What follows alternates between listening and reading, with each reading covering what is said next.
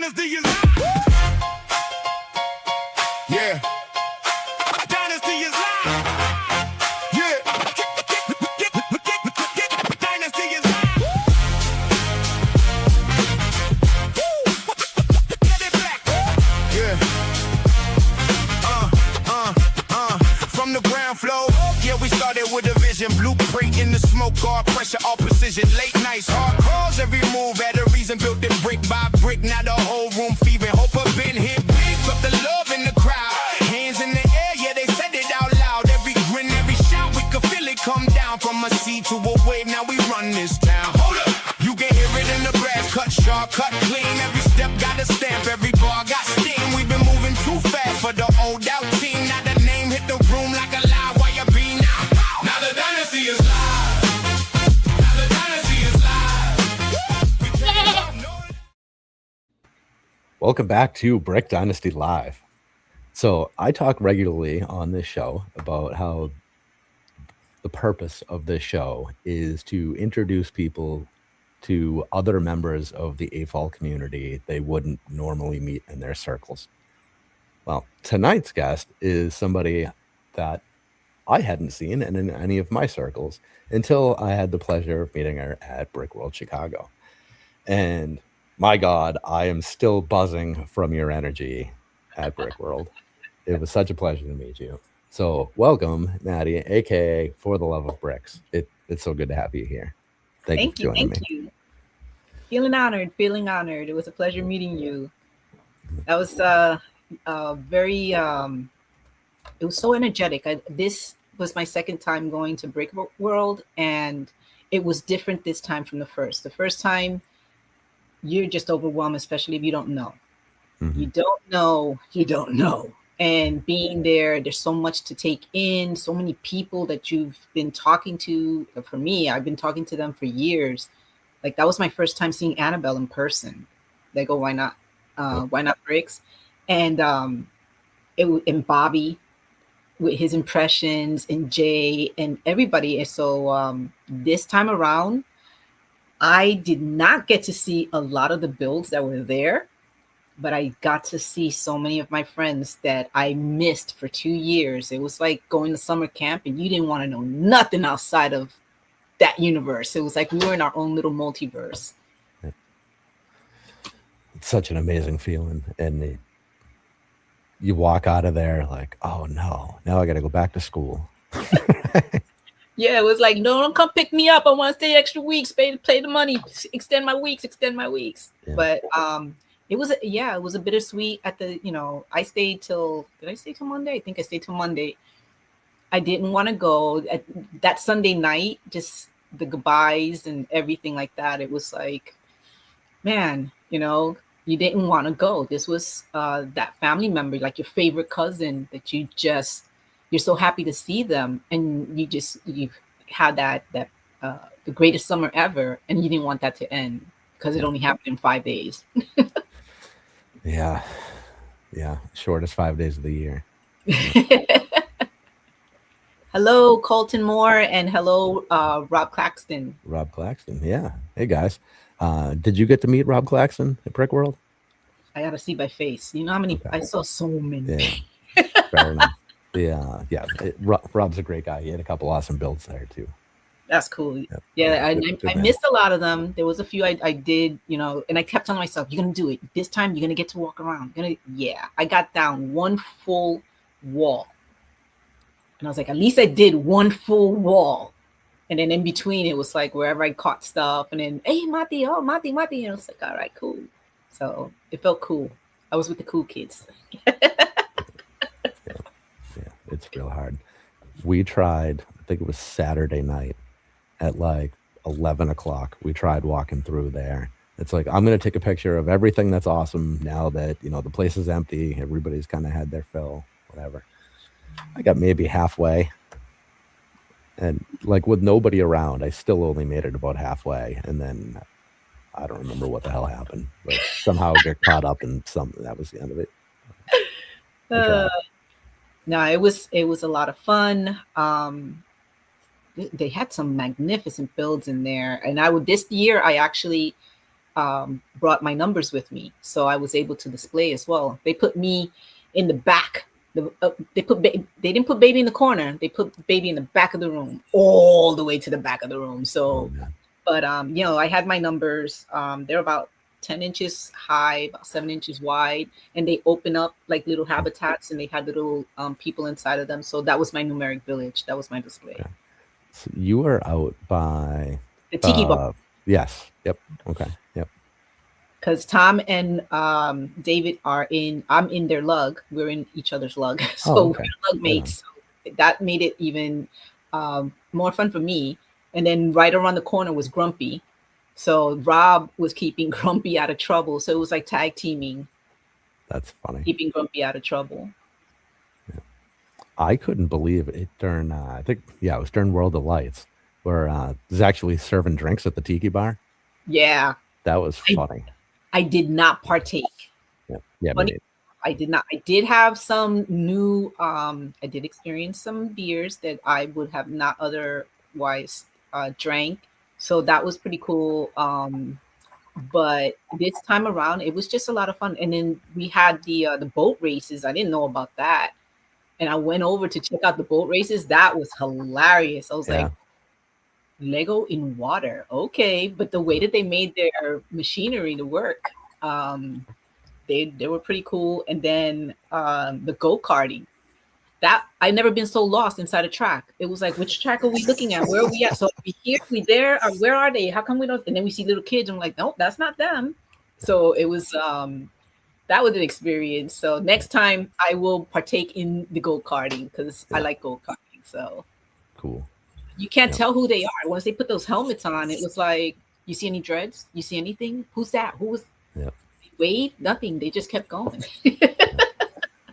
Well, the dreads were the only way I could find the Superhawks. I could find them out of that group, and that was it. Hi, Drew. Hi, Sander. How you doing? Hey, guys. So, all right, let's take let's hit the rewind button and go back a ways. Lego always been part of your life, or is that a new thing for you? So I started when I was 7 because I was a latchkey kid. So when you live in New York City, your parents work. They got to find a way to entertain you, especially when you're a kid like me. I was always in the books, so I was always thinking. So to keep me out of trouble, my father bought me a bucket of bricks, and that was the thing. And then life happens, and then fast forward to my kids moving out of the house now. So I'm finding some change in my pocket going, oh, I could buy me something. I could afford it now. So Star Wars, The Force Awakens came out. And one of my favorite troopers is the Biker Scouts. Okay. And I was down Walmart and in the toy saw the little minifig. And I was like, oh, that's my little favorite one. And then I was like, okay, that's all it took. That $10 box was all it took. And the next thing you know, I had started out with one bookshelf and my kids would come to visit and they're like, okay, we see mom's, she's got a little hobby thing. There's 2 bookshelves. There's 3 bookshelves. There's 4 books. You see anything that's different? And now she's using the entertainment center. Now she's got it. Mom moved the family pictures out of the living room and put them in the dining room. Mom's moved her bedroom out of the room and now made them into a Lego room. So, yeah, I cannonballed in there. It was a very fast avalanche that took me in. So, but it wasn't until I saw Lego Masters and I was just floored, like, wow. And then I was going to conventions then. That was, I think, my second year into going to conventions. And I dragged Corey to one of the conventions I was at. And we were displaying next to each other. And then he said, hey, sis, you need to be on Lego Masters. And he goes, but you can't build sets anymore. You got to make mocks. And I'm like, I don't know how to make a mock. I learned how to make a mock. And I did. And I tried. Season 2, I got into the finals, but didn't make it into alternates. And then season 4, I did make it as an alternate. So I'm still trying. Okay. So that's Corey of like Corey and Tacos. That yes. Corey? Yep. Right on. Taco's my sister of the bite. So every time they come down to Florida for the conventions, whether it's in Orlando or Tampa, I'm always making my way through to get there, and I'm either displaying or I'm just hanging out with them. But I got to meet more and more of the Lego masters, and because I kept trying out and kept trying out, and every time I go, I just hang out. We have such a great time. So they're more like family than just brick friends. That's awesome.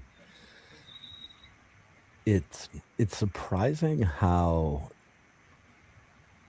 people look at them like almost like they're trained in college or something to do that, where they're just hobbyists. They're just like regular nerds like the rest of us, right? So And true. yeah, and you meet them, and they're all the ones I've met anyway have all been like good, normal people. So the way I met Corey was I was literally in my living room watching the show. I didn't know about this whole taping thing, and I started crying because Manny got eliminated, and then the week after, or the next couple of shows, and Corey and his brother was on, and they got eliminated, and I'm crying, and I'm sending a text, and I was like, I just wanted to let you know, you guys, oh my God, what a beautiful job you did, and man, thanks for sharing your art and all this and that, and I put the phone down, and I'm still watching the show, and then my phone rings, the message dings back, and I'm like, he answered, and I was like, oh my God, a Lego master. And I was like, oh my God. So he and I just kept talking back and forth. And then he and Jen, or was it Mel and Jen? No, he and Jen Smart, they were down in Port Charlotte, which is about 3.5 hours away. I drove out there to a BAM to meet them. And when I saw Jen, she looked at me and she was like, you look familiar and I can't place you.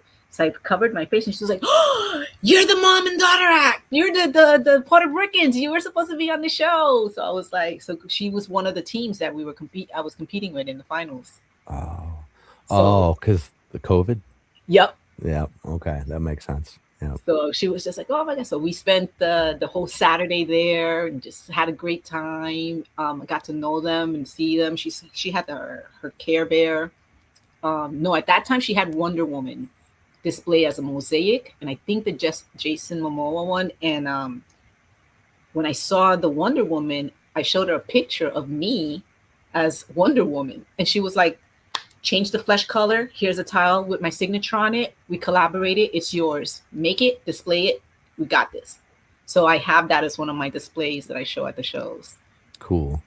Yeah, so she was just phenomenal, and then Corey was great. And then after that, every time they come in and I see them, I get to hang out with, when Tim came for the one in Orlando, Tim from the Timinators. I always see Mark and Steven. Patrick's always there. Dominic's always hanging around somewhere. So all of them, they just come in. So they've got,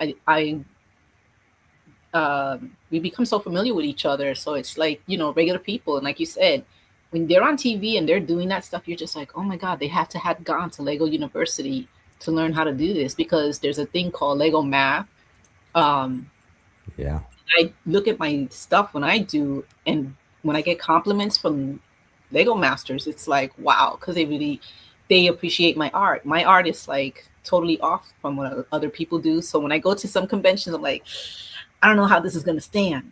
And then I'll see other things and I'm like, man, I want to learn how to do that. But then I see my stuff and I see the reaction from the crowds, and it's like, all right, this is cool. Like, kids gravitate to the numbers because the small ones love to count. And then in Raleigh, I made a table where I did a math activity table. So I'm cracking up because I'm thinking it's summer and it's math. So once that kid steps up to my table, he's going to be doing schoolwork on his vacation. I win.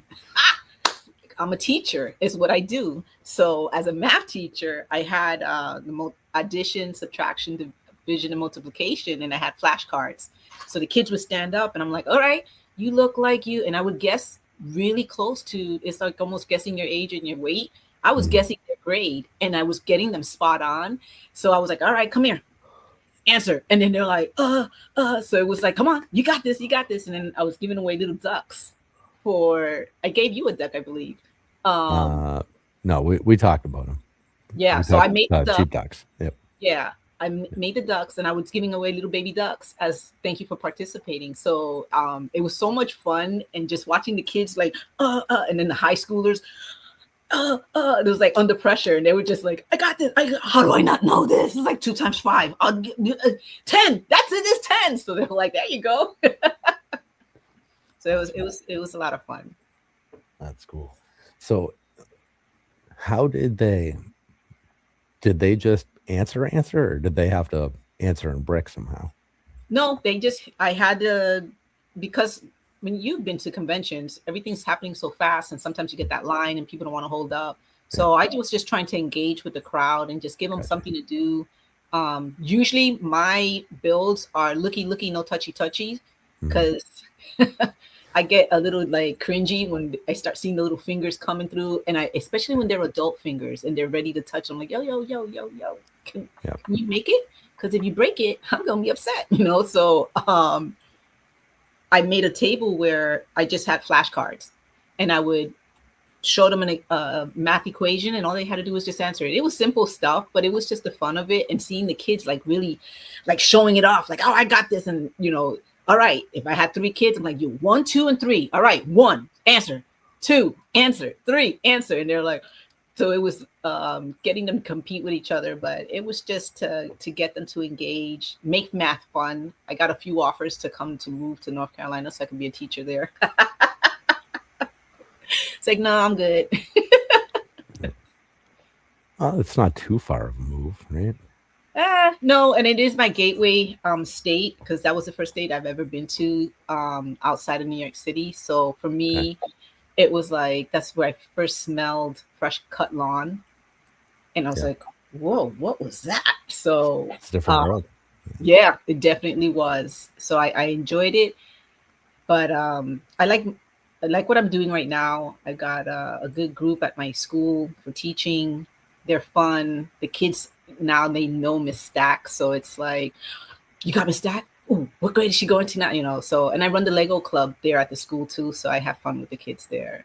Awesome. Trying to get them off the screens and more into cognitive thinking and just doing stuff off the fly like that. I mean, we've got some good builders in there, so they got potential. I keep telling them, they got a show for you kids. It's called Lego Master Juniors. All you got to do is learn to work as a team. Not, I just want to do it by myself. You got to work with somebody. You got to learn to talk and be a teammate. So that's the other thing that I encourage, the collaboration. I don't think I knew that there was a juniors version. We should be watching that. They were at the Brick World. They were? Yeah, I think. I totally missed that. Either one of the girls or 2 of the girls was there. I got to meet the sister of one of the girls, and then 2 of the boys were there. And they were much older looking. And I spoke to the, I think it was the brothers that won. I'm not too sure. But there was a scene where the kid literally acted like kids at that age should on screen. One of those where you're looking like, oh, if that was my child type deal, because he lost it. Like, he was like, that's not what don't you dare. And it was like, oh, man, adults would love to be able to just bring that out, that kid part. Yeah. And it was so natural. And it was like, that's really, I mean, for me, being a teacher, seeing a kid on the screen and they're just acting like they naturally do, that made it even more fun and real for me. So I encourage the kids in my school. I'm like, pick up a brick and just, you guys got a superpower the adults lost a long time ago. No, we don't. Yeah, you do. It's called imagination. You're not tainted yet. Use it. Yeah, stretch that as far as you possibly can. Yeah. So, and I encourage it. My thing in school, and the kids will tell you, it's always a positivity thing. Don't come into my room, like whatever you got that was annoying you, leave that outside the door. Don't bring it into my classroom. Yeah. We're here to focus. We're here to have some fun. We're here to learn. We're here to do some math. So just I don't want to hear it. We don't shame people from counting. We don't speak negative. I don't want to hear the word I can't. You can try. So I do the mindset thing with them. Yeah, let's see. Jesse's Brick Galaxy in the building. Hello, sir. And Al Goff is with us. Hey, Al. Hey, Jesse, how are you? Good to see you guys. Hey, Albert, how's it going? Let's see. I started a Lego club at the school I worked at 13 years ago. It was awesome. Oh, that's cool. It is right now, and I have to start getting my stuff together so I can start begging for donations and whatnot for our school, because it's a Title I school. So it's like, oh, I gotta go do that. I gotta get the stuff from my classroom. This year, I'm actually going to be going from 5th grade down to 3rd grade. Okay. So I'm hoping it's not as emotional as 5th graders can be, because it was like, oh, turn that off, sweetheart. Go wash your face. Come back to me when you can say words. Next, what do you got? I didn't coddle kids. I don't coddle kids. I didn't do it with mine. And and a lot of the parents are like, "Oh, she's straight up." I'm like, "Yeah, they're here to learn. They're here. They have to be accountable." So I don't coddle and let them go, "Oh, it's okay." Nah, why did you do that? Did we not think? Did we not breathe first? So I do that with them. So 5th grade, that's right at the edge of puberty. Like getting real close. I've kind of edged out of all of that, although I'm coming into it. 5th grade, you're looking at ages 10 to 12, depending.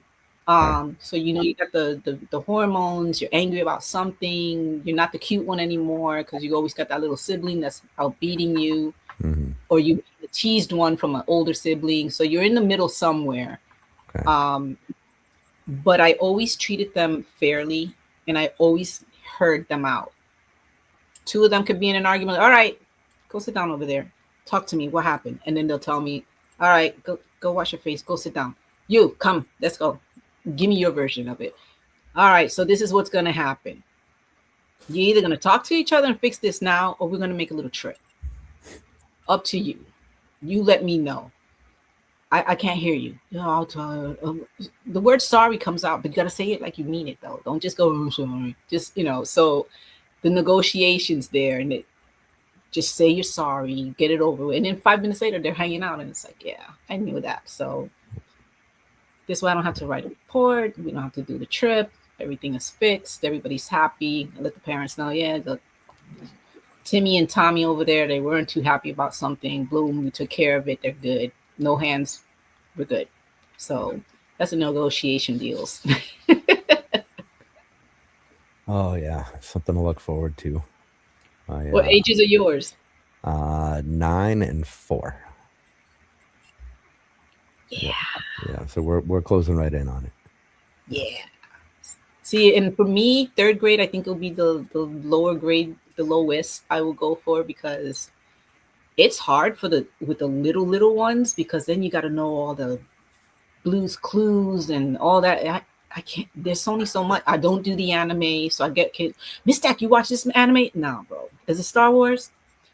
Was it on? No, I don't watch that. And the Demon K-pops. Oh my gosh. Oh yeah. That song, Golden. I did not know. And these kids are pretty smart. They know everything on social media, in the entertainment arts, and everything. So like, there was a song by it was in Christmas time, Snowman, by Saya. SIA, I think is her name. And I heard the song on the radio, and I'm like, man, that is such a pretty song. I like the melody. It was really cute. So I'm in school, I'm trying to find it to play it in the mornings before we start our day, just to get in that festive mood. And I told one of my kids, what song is this? It's talking about a snowman and da-da-da. Oh my God, Miss Stack, don't you know this and this and that? So then I'm typing it up. That's the one. Thank you. All right, go sit down. We're going to be listening to this today. I don't need, there was what do you call it? There's a sound thing that you do on your phone, and if it hears the music, it tells you who the artist is. Was it Shazam? Something like that, yeah. So I didn't time it right. So, but I was like, these kids are better than that. You just tell them what you're looking for, and boom, they'll tell you who the artist is, when it happened, and all this and that. But if you play something old, what's that? Oh my goodness. Yeah. I asked the principal if I could start the club. He said they didn't have any money for it. I told him, did I ask for money? I said, I'll get the money. Just let me start the club. He said, go for it. Yeah. When I was asked to do, because they know my love of Lego, that used to be my handle. When she asked me, I was like, is it educational or is it creative? And she was like, however you want to do it, Miss Stack, we're backing you. I was like, creative it is then. So we just did it, and we had some donations here and there and whatnot. And then we were able to get some bricks in there, but I was not expecting the amount of kids that came in. I opened it up so that it wasn't just the 6th, 5th, and 4th graders who always get to come into the clubs. I did 1st, 2nd, and 3rd as well. And I kept them on a one day separate from the other. So this way they can be amongst their own ages to be able to play and not feel intimidated that a bigger kid is going to try to, get a brick out of them or make them feel like, oh, you can't play with this because I'm playing with it now type deal. So I kept the two ages apart, and it worked out so well. But we had such an overwhelming response back from 1st, 2nd, and 3rd. Like we had over 30 something kids, and it was like, we got to put you on a wait list, and then we would tell kids, it's your grades, it's your behavior, and it's your attendance. Don't come in on just Lego day. You got to come in every day. Yeah. You got to do your work. So if a kid messed up, you just open it up because there's another kid ready to jump into your seat. So that's the other thing. You got to behave. The minute you get a referral, you're out. We're putting in another kid. That's it. We'll see you next year. You got to apply and see if you get in. So now coming in, we'll be doing it in rotations of 8-9 weeks. 8 weeks, so we can get a break for 1 week to clean up the bricks and whatnot. And this way it'll allow more kids the opportunity to be able to join that they didn't get to join before. That's fantastic. Yeah. Now, if you have that many kids in there, how many people do you have helping you? So it's myself and the STEM teacher. That's why we had to cut it down. Like it was like the NBA cut, the draft. All right, let's see what you got, kid. We got to see, let's see your paperwork and see, who had the permission slips, everything's filled out. It got so selective, and it was just too many kids, and a lot of them didn't get to join in this time. It was our first time. So in speaking with my STEM teacher, I told him, I said, all right, so this is the playbook for next year. We'll do rotations of 8 weeks. We get so many kids in. And once the 8 weeks is done, thank you for participating, and we'll take the next group, and then the group after that. So that'll give at least 4 different groups throughout the whole year for each section. So for Tuesday, we'll have 4 different groups, and for Thursdays, we'll have 4 different groups. So and in between, because he was asking, he was like, how you feel about robotics? And I was like, it feels like I'm going to be learning a whole lot. So I told him I'm for it. So he said, so let's do robotics and try to squeeze it in the schedule. I was like, so Tuesday, 1st, 2nd, and 3rd, Thursday, 4th, 5th, and 6th, Wednesday, robotics, and we take, the top of the top and see if we can get into some type of competitions and whatnot. So that's fun. Yeah. So I'll be learning a lot. So this time he'll be in the front runner, and I'll just be like, yep, you're listening to Mr. Bryant. I'm learning too. So cool. Yeah, my daughter just started a Lego robotics class 3 weeks ago. She actually had a class tonight. I'm hoping by the time it's over, she can teach me something, because I'd be interested. I know I want to learn. I've seen those little orb things that they got going around. Me personally, I want to learn how to do the, and I think now they're kind of phasing out. I'm not too sure, the yellow box where you can program it in and do the coding.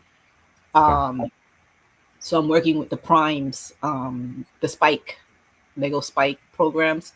So I'm learning to do that stuff. And yes, Jesse, I want to build a boat with you so that next year we could race it and win. Did you hear Brick Dad's plan for what he wants to do with the boat? No. So which boat did he have? Oh, he didn't. This is going to be his first year coming up. Okay. He got the giant hull. Do I have one within reach? I don't know, whatever. With the big arms and making them do the paddling? No, he wants to make a sailboat, and he wants to power it with a leaf blower. Whoa. Okay. Yeah, apparently it's he can't find anything in the rule book that says he can't do it. So, and Yeah. rule book, I think, is a very loose term, right? It's like, does it float? All right, you made it. Did it get halfway through? Okay, you did it. Yeah. Oh, Mayo's So here. on the What's going on, Mayo? hello, Mayo. In one of I can't remember. I think it's season 4 when they did the boats and they were trying to get them to float. Oh my god, I was like, oh, that looks like so much fun.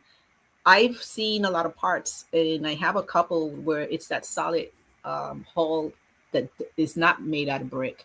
So that'll give you that floating. But if you try to put these bricks and make a boat out of it, of course, I've seen a lot of videos where they kind of like try to line it up and everything to make it so the water doesn't come in. The guy who took the Pirates of the Caribbean, the Black Pearl, and put it in the water, and I was like, why? Oh, yeah. Oh, yeah. It took me, I have like a set of Legos that I put aside that I take to the beach with me to do pictures. So I take my mini me, and of course I don't have her with me right now. She's, I think, in my bag. She's got a Jeep, and we go to the beach. She's got a little kayak that she has, and I'll put her in the water in the kayak, and I'll take pictures. And she's always with my granddaughter and my best friend Michelle, and we just take pictures. And it's I did that for a little bit, and it was funny because I don't ever sit on the floor to play.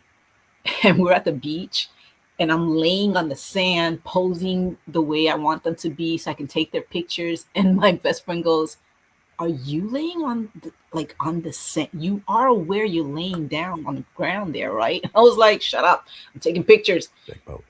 Yeah. Sorry, hold on one second.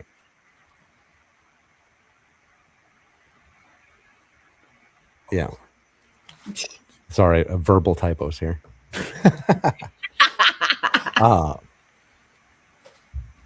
So you were actually in the sand posing them? Yeah, I would get onto the sand, lay down like, Oh, I mean, yeah. and yeah, me, I don't do sand like that.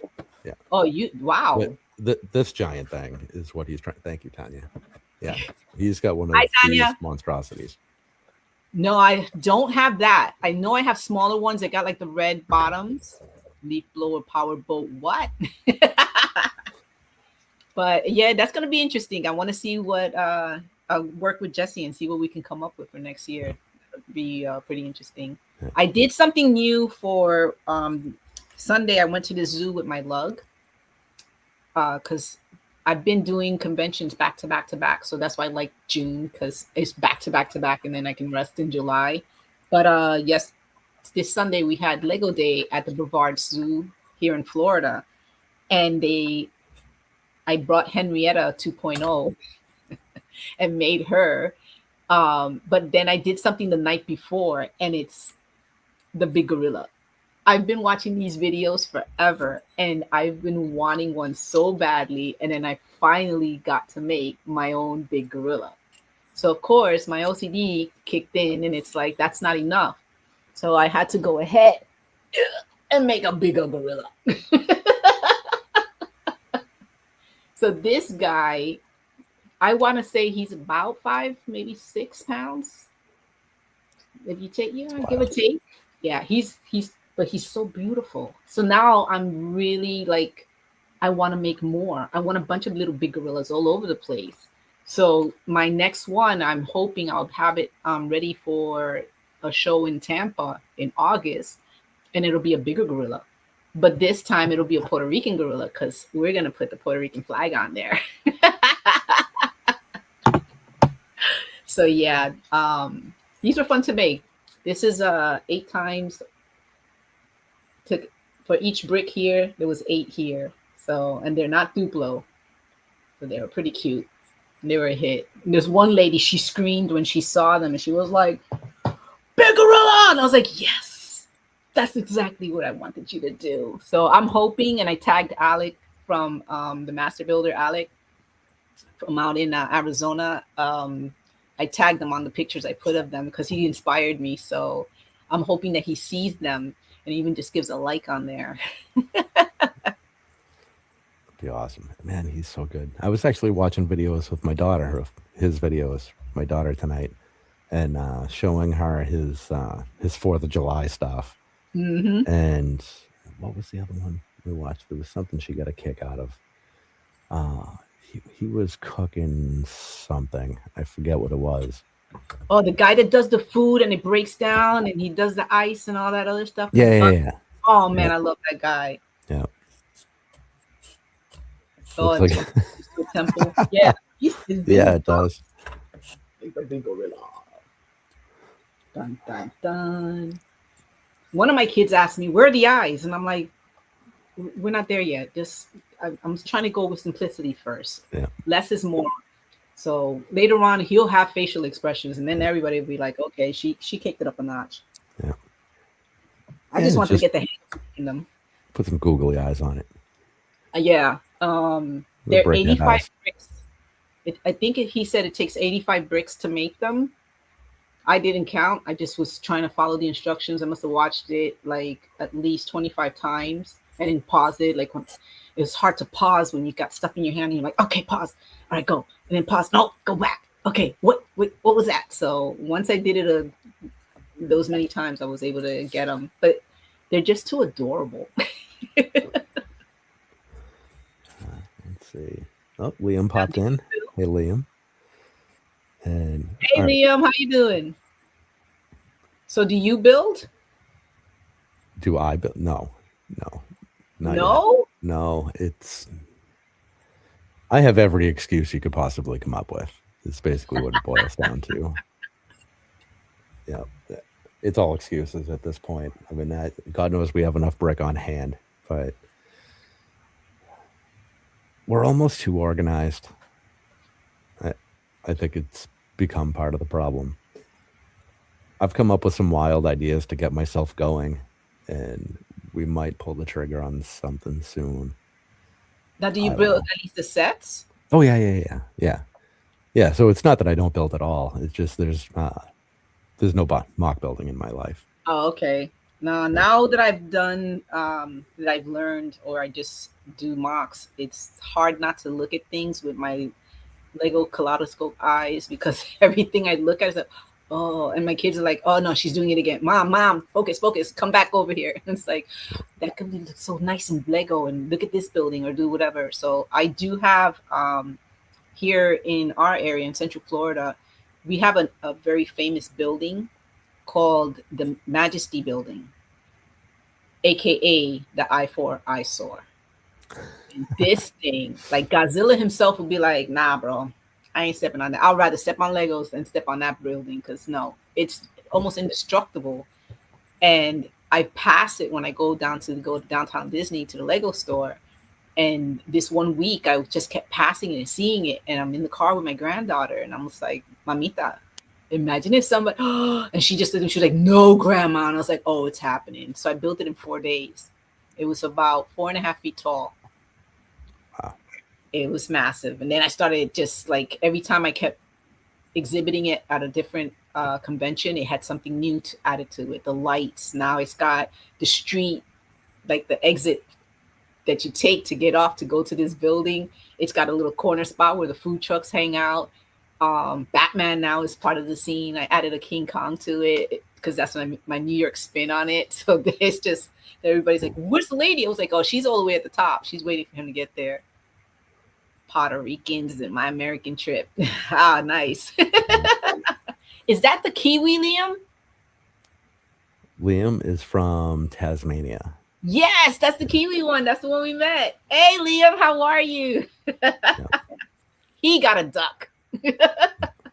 Yeah, Liam is amazing. Yeah, he was fun. I loved hearing his accent. I did get to talk to, what's his name? David? There was a guy there. He was Australian. He was wearing a bearded. Yep. Bearded, yeah. And I was just there listening to him talk. I was like, yeah. It's like, okay. Yeah, he's a large individual. He still have his. I hope you still have your duck. Oh, he was sitting down, so he didn't look that large. Okay. But I was laughing because I forgot where we were coming in from. maybe it was from the when we were coming in from doing the tour, or coming in from the go-karting, the black market, that Yeah. was crazy. Like, I've never seen anything like that. I was like, oh, whoa, like this made New York, it wasn't even in comparison there. It felt like everybody had one of those trench coats. I got Lego. What do you need? What do you got? Yeah. What you gonna spend? Yeah. Yeah. The big difference there is nobody at the Lego convention is going to rob you. Yeah. I mean, it was just so much happening. There was always something somewhere happening, and it was never a dull moment. Like, you thought you were going to walk down through a spot that was nice and quiet, and just before you got around the corner, boom, there was something else going on. I made new friends there, so that was fun. I got to meet Marcella from season 5. I got to meet, She's very nice. yeah, she was awesome. And just a lot of new people. It was a good experience. It was so welcoming, and it was just so much kindness was there, and it felt so good. It was like you didn't want to stay in that vibe.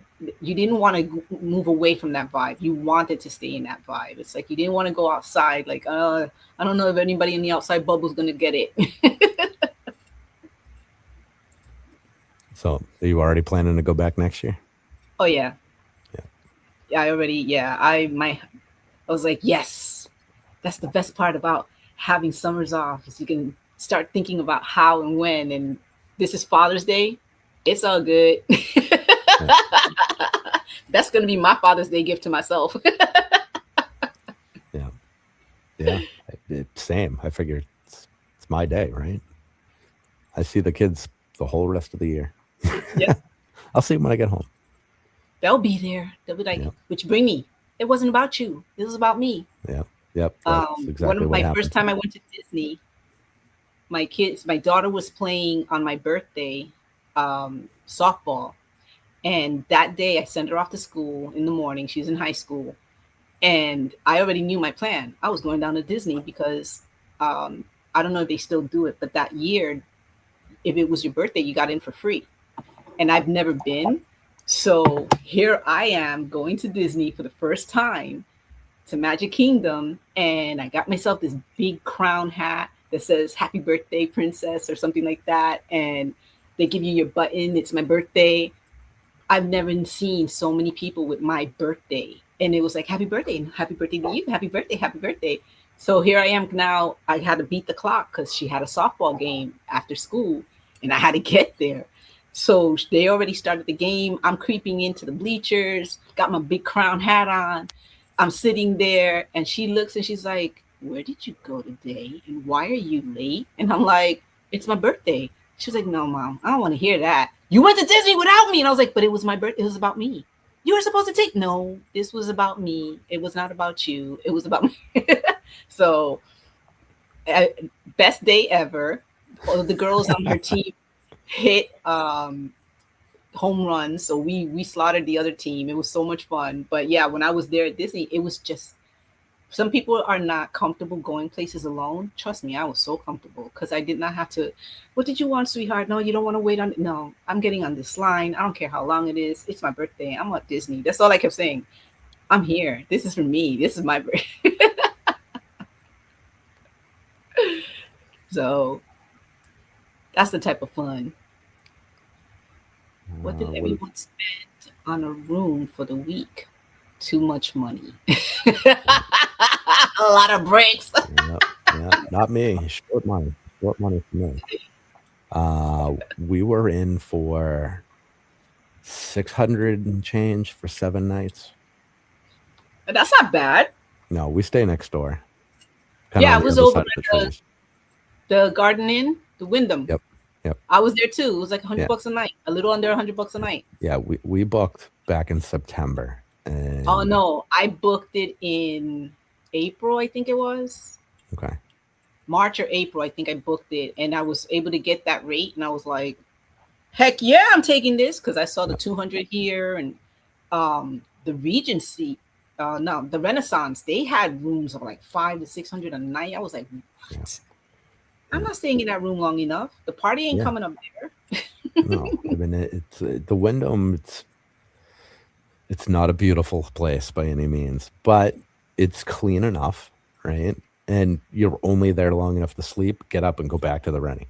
Exactly. So, yeah, it's fine. Yes, I will be there. Oh, there's a gift. Oh, now I have to go. Yes. Thank you, Liam, in advance. But yeah, it was just so much. And I'm hoping to bring a friend of mine. She's in my lug. She's never been. So it's going to be a lot for her because this is big. And again, for newcomers, if you're not used to it, if you're not a people person, snap out of it because there are going to be a lot of people there, a lot of brick people. People tell me that I'm very social, like I'm a social ladybug, and I'm like, no, I'm an introvert. Like when I can, I like it nice and quiet. My movies, my music. I like to just chill, no drama or anything like that. But when I go and I see my friends and we can hang out and have a good time, you would think I was like the organizer or the life of the party, and it's like, nah, I'm just going with the vibe, just chilling. Everybody's having a good time. I'm having, as long as we're smiling, we're good to go. Yeah, social settings are weird. Like I struggle in big groups. I have a real hard time with it. But when there's like 5 people, I think 5 is like the prime number for me. Everywhere we went, we had 5 people in the car, pretty much. Liam was one of them, pretty much the whole trip, and that's the perfect number. I'm so comfortable in that environment because when the group is that small, you know you're with your people, right? Yeah. There's not just a bunch of like random people coming in. You don't know if you have to tiptoe or whatever everybody's story is. I love that. I love that so much. And those little groups happen in like little floating patterns during Brick World. And that's phenomenal. It's so good. I think being a teacher, this year I was fortunate that my class was not so big. I had approximately 18 to 20 kids per session of my classes. And so I only had to remember a very minimum number of names. That it was like, okay, here we go, and it took me a minute to catch them. The ones that didn't behave well, those were the ones I remembered the fastest, and then there was little quirks here and there where I would see kids like, okay, this is why I remember you, and this, this kid here. But now being a teacher, it's helping me when I do my conventions, because I'm more prepared for randomness when they come up. A lot of people are like, oh, you talk to them. It's like, well, yeah, I want them, if they have questions, I want to answer it. If you build something, it always has a story to go with it. So it's kind of part of your thing. So I think of it as like an acting gig. So I even have a Lego outfit that I wear when I do my conventions. Like the socks are made out, they're Lego socks. I got new kicks. They're purple. So I'm almost like a Ronald McDonald's, just dressed in. I got these big shoes. I got, my Lego shirt. I just got those Lego pajamas that are at the Aldi's. It's like the trend that's going on. I'll have to send you a picture. So there is a big trend that's going on. Everybody's hunting down these pajama pants. So I need to get a second pair so I can turn them into pajama shorts.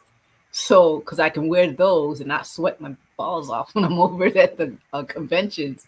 But I needed a top to go with it. But yeah, so I'll get decked out and, and I wear my bracelet and the whole 9 yards. And it's like, she really gets into this. I'm like, yeah, I got the earrings to go with them as well. So it's all part of, for me, like a costume you put on. I like cosplaying. So this is my cosplay. This is my convention cosplay. So when they see me, they're like, wow, she's really got it all on. AI, oh shucks. Liam was saying, "All shucks." Hopefully, Albert, you come up and get to be over there. It was pretty cool. Yep. So you've been to a lot of conventions at this point. Or conventions, expos, things of the like, right? Yes. Have you counted? So it's going on. This is my 6th year. Okay. I mostly do Brick Convention and Brick Universe. And Okay. now I just started putting my leg into Brick fan events. I forget what name we go by, but I did theirs in Georgia. Um, and who else did I do? I'll go to Brick World, because that's like the gala. That's like the Cinderella ball of them. Yep. It's the Super Bowl. And Yeah. yeah, it's a Super Bowl of all Lego. And then my next favorite, of course, Brick Slopes. Okay. So you have been to slopes? Oh my gosh. I was like, it took me, I like sceneries, right? So I'm originally from New York City. So everything I've seen in New York City, everything's always tall and big like that. And to go out into the open out there and you see these mountains and you drive places and like your eyes are seeing it, but your brain is like, that's AI, bro. As miles as can see, that's just God putting a screen print right there. You're still sitting in somewhere, and there's somebody just put that out on the window there. Brick slopes. My first time in to Utah, I was a little disappointed that I wasn't the only Spanish speaking person getting off that plane. I was like, wait, what? I just heard Spanish. You speak Spanish. You speak Spanish. You speak Spanish. So, but being there and being around Cody, when you hear boop, look around, be alert. The swag. It was so bad. I was not aware when I got there that you should have a larger suitcase to put your smaller suitcase that's holding your clothes inside of, because that larger suitcase, it's not going to be big enough for the stuff you're going to bring home. So Wow. I only had a small suitcase and a backpack. I had to take all of my stuff out of my suitcase and stick it into my backpack so that I could fit in the swag that I got. And it was like, oh my God. And then as I'm leaving, Cody goes, oh, there's something, go to the registry desk. I got something for you. And I'm like, where am I supposed to put this stuff? Like, oh my God, and I'm thinking I'm gonna have to shove it in my shirt or something and go through TSA and be like, I'm packing bricks. So it was crazy. I did get to go to Brick Slopes in Denver.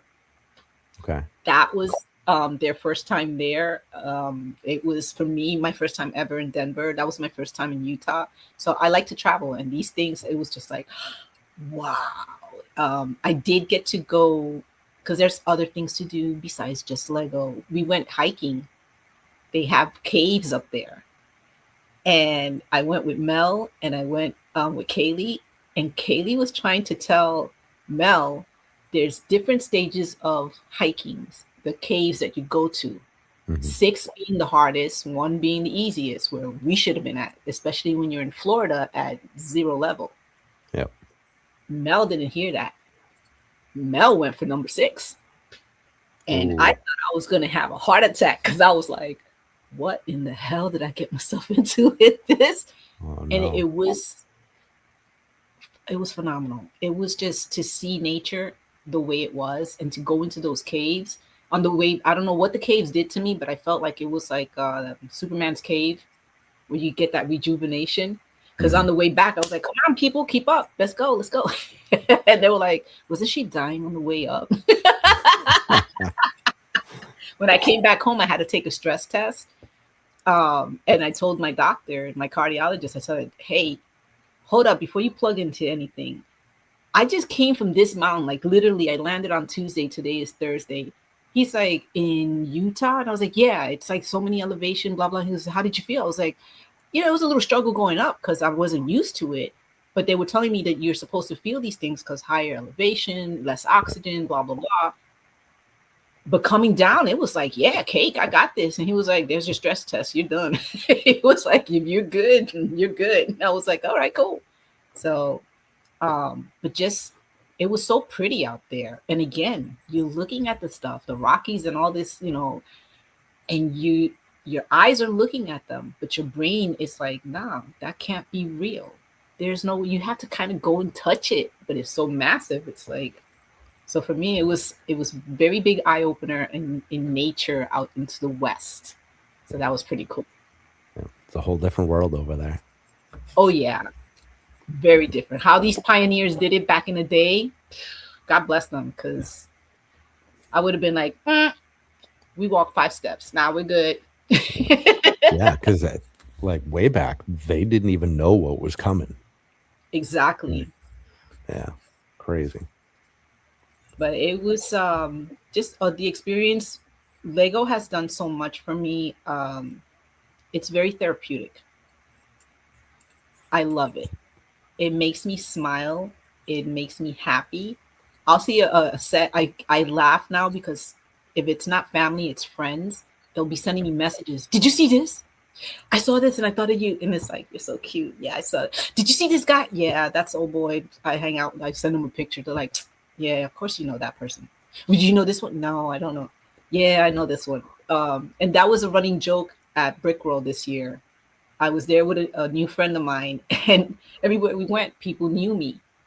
So she's like, you just know everybody, don't you? And I was like, no, I promise you I don't. She was like, yeah, sure. So we're coming back from eating lunch, or no, we're coming back from eating dinner.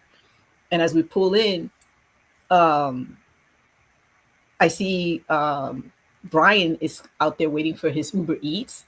So she goes, that guy might think that we're his Uber. And I was like, nah, I don't think he knows we're his Uber. I know who the guy is, but I didn't tell her I did. So she goes, you know him, don't you? I was like, nah. So I was like, excuse me, sir, this is not your Uber. So he was like, Maddie! And she just looks back at me. She goes, told you know everybody.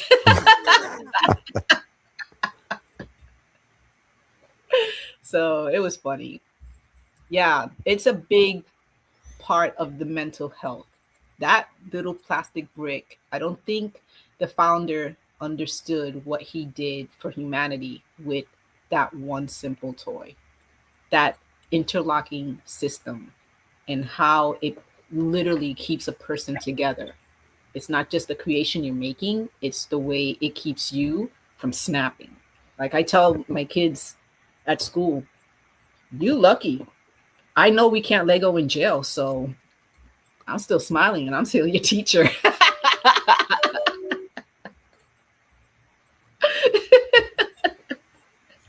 Because imagine how much happier those people would be. That would be their rehabilitation right there.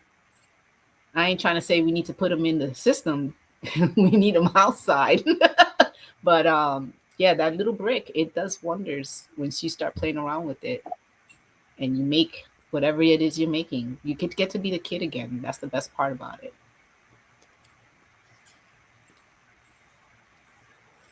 Yeah. We've been doing this show for a year and a half now, 18 months or so. And whatever we're at, 89 episodes. I think tonight is number 90.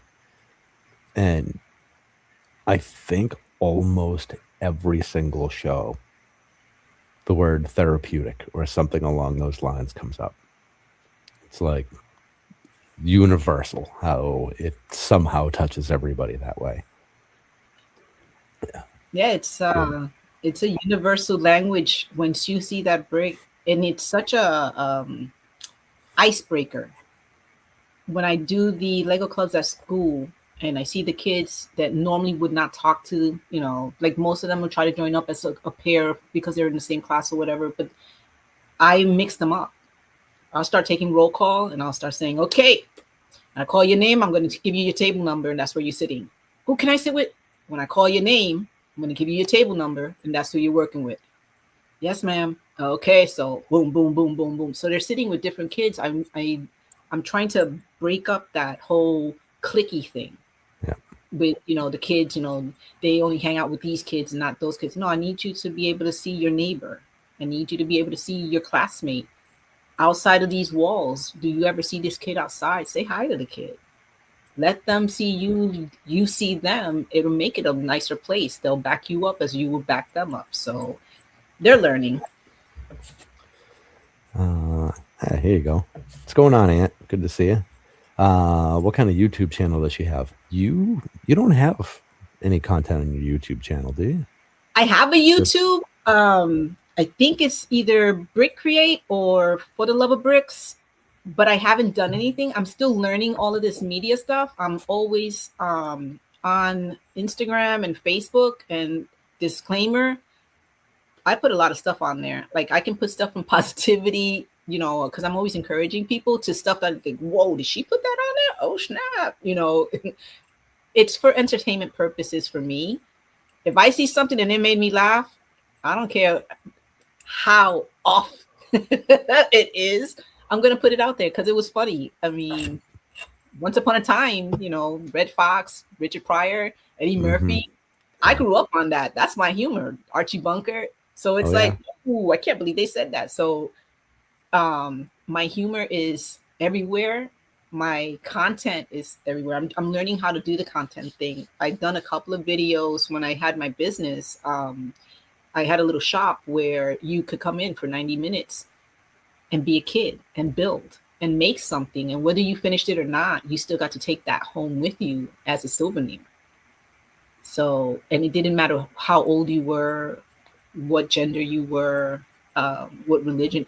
There was no barriers there. It was just you come on in with a friend, alone, however.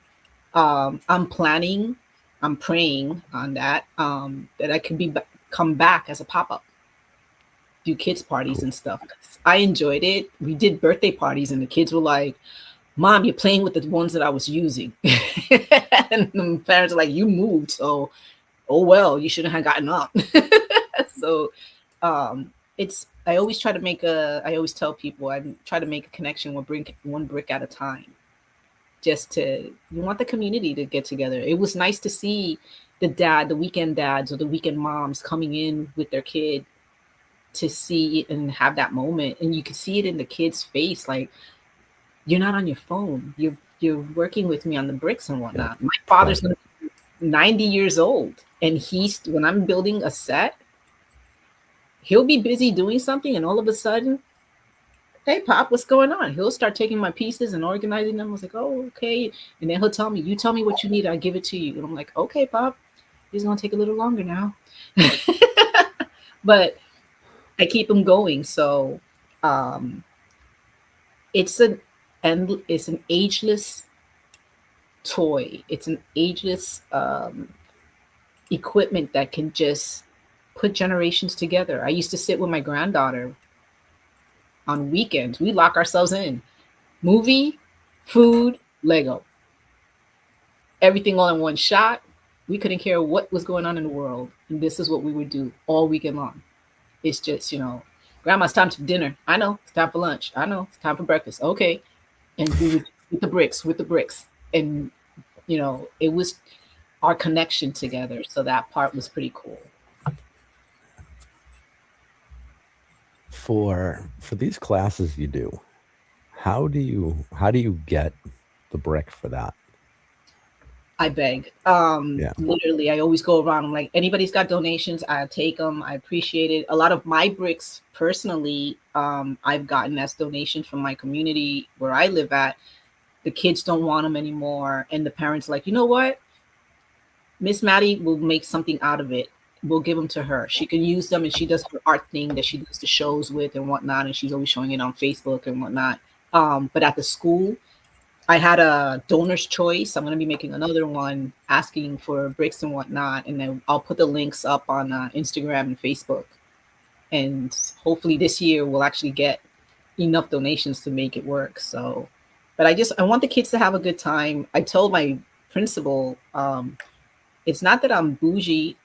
I am a purist. I do love the Lego brand. It's one of the top best ones. We've tried other ones and they don't work as well. They don't hold as well. So I would prefer to get them the best that there is. I'll sit there when they're working with stuff and you see me plucking out the Flago and they're like, what are you doing, Mr.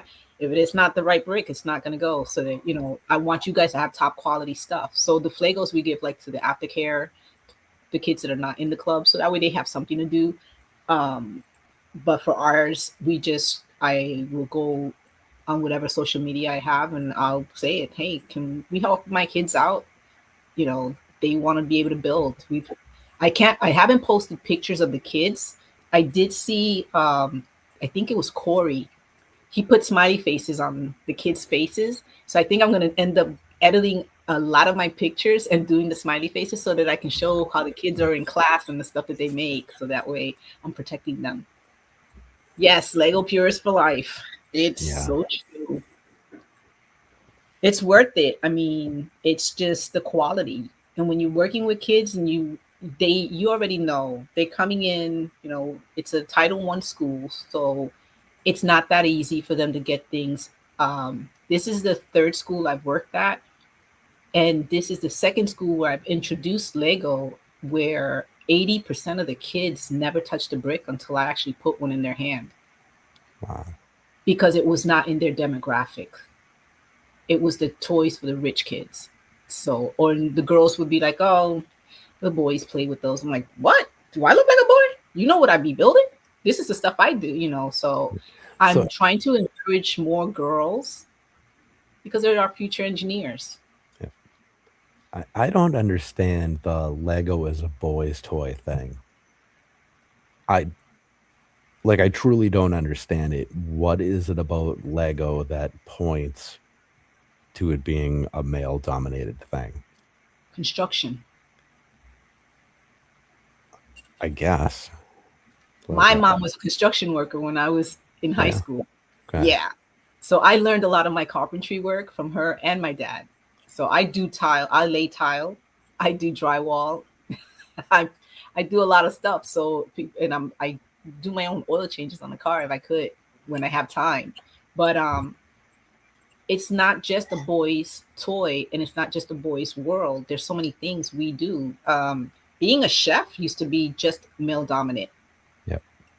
Julia Childs broke that barrier when she went to the school, and she was the first female, and they treated her like dirt because she was a woman. And it's like, hold up.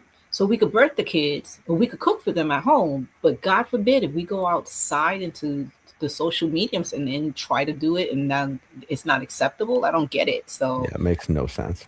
It doesn't. It really doesn't. But that's society. And I'm trying to, in my own little world, help the kids understand you don't just have to do nails and have your hair and wait for Prince Charming. It's like, girl, go slay your dragon. You got this. You can build it. You can make that building. You can possibly make it a lot better. We see things differently. Where boys just see, oh, we're just going to build this. Girls can see, well, if it has this type of a shape to it, maybe it does this for the building. When we were in Chicago, that beautiful building that had shape to it was engineered by a female. There's a building that has these waves that were the balconies. She did that so the birds wouldn't crash into the building. Everything had a reason. And I'm like, go girl, why did I run out of battery? I wanted to take a picture. So it was just, again, I'm trying to open the doors and let them see. I want to get on Lego Masters to be the mom and daughter team because I want little girls to see, yeah, mommy can sit, mommy's got time. Yeah, she's tired, but she'll sit with you and you guys can build. It doesn't always have to be, My Little Pony type stuff, but you can build stuff together. So like my daughter, she would come in, and if I had a bucket of loose bricks, like she'll make fun of me every now and then, but then if I'm in the kitchen cooking or something, I can hear the bricks moving. What you doing there, daughter? Nothing. Are you touching my bricks? No. Look what I made, Mom. It's like, oh, yeah, ain't that cute? So yeah, but I try to encourage all, and then you get you get some boys, they're not confident. Oh, I can't make that. Yeah, you can. It's not just cars. Just because it doesn't have wheels doesn't mean you can't make something. And that's one of the biggest things that we had in our classes. The boys went real quick for, I need the tires. I got to make the cars. That's all you can make, cars. You don't make buildings. You don't make, action figures. You don't make anything, I'm in a car. Okay. So who's going to go in the car? Oh, so it was that type of deal. We had races where I made the kids each make their own little race car in teams. And we would go down the hallway and have them going. So that was pretty fun. So I try to get different innovations for them to get them to think outside the box, not just the video games. They got the Minecraft I know nothing about except for the movie that I saw. I can't get that time back. But I try to just widen the world for the kids. And I tell them, we're not just stuck here in this Florida. There's so much more outside, outside of these walls. Prepare yourself. Be ready to go out to places. And the kids are like, oh, Miss Stack, have you been here? Have you been there? Yeah. Man, that must be so cool. You can do it too. And you'd be amazed at how many kids haven't yet ridden on a plane or seen snow. Adults that haven't seen snow. That blows my mind. That's crazy. There's so many in Florida. Wow. Nope, I ain't going out there. I heard that's cold. I mean, it is pretty awful. Oh no, I've lived in it. Yeah. Trust me, yeah. I know. Yeah. But it's just amazing. Like, they're in their 30s. Have you ever been on a plane? No. Weird. How you not been on a plane? It's like, do you drive everywhere? I've never been out of Florida. Ooh, okay. It's like, yeah, the world's not square. Yeah. That's tough, man. It is. It really is. So, yeah. I mean, I guess the advantage there, I mean, even being in New York's obviously not a small state. No, it's huge. But it's planted right next to a bunch of really small states. Yeah. So from New York, what can you hit? 8 or 9 states? Just roughly right around there. 90 minutes you're in Connecticut. 2 hours you're in Pennsylvania, like into the mountains in Pennsylvania. Once you start going into upstate New York, so I was born and raised in New York City. I went from the Bronx to Queens and then back to the Bronx. Then I moved out northwest to Fort Drum area, which is like the tundra. Like, I've met people who've moved there from Alaska, and they were like, I don't care who you got to do, get us back to Alaska because this place is too cold. Because we were 30 minutes away from Canada. Yeah. So it was, when we got winter up there, it was bad. So where is that? That's just south of Toronto? I think Ottawa. Is? Ottawa was the area, the Canadian area that was closest to us. Okay. So you had Binghamton, Albany, Utica, and then Watertown. Watertown is the name of the main bigger town where Fort Drum is at. And man, when I tell you the ice storms we used to get, like, once you lost power, you didn't have to worry about the food going bad, because as long as you stuck it in the garage closest to the door, it was going to be frozen. That was it. You just had to figure out how to cook it because you had no power. So just light the house on fire. Yeah. I was fortunate with my kids that the military housing we lived in, the heater was broken, so it was always 80 degrees once it was on. So we would be in shorts inside my house, and the snow was like past the windowsill, and people were like, "Is she crazy? What's wrong with? Is that little boy just in diapers?" It's like, hey, it's hot in here. It's like, we gotta stay. I would crack the windows just so that we can have some coolness in the house from the heat. But it was like, yeah, wouldn't give this up. I prayed every night, please let that heat be on all night long into tomorrow. But it's and I've lived as far as Hawaii, and the kids, my students are like, you lived in Hawaii? I was like, yeah, I was there for a year. It was beautiful. It's so different now because I went back. Mm-hmm. It's not the same island I left almost 30 years ago. It was like, that's so sad. Been to Puerto Rico, obviously. I got family there. Been to Ecuador. I thought Florida was hot. Ecuador was way hotter. I didn't think I was going to survive. I was in tank tops and shorts, and it felt like I was in a fur coat.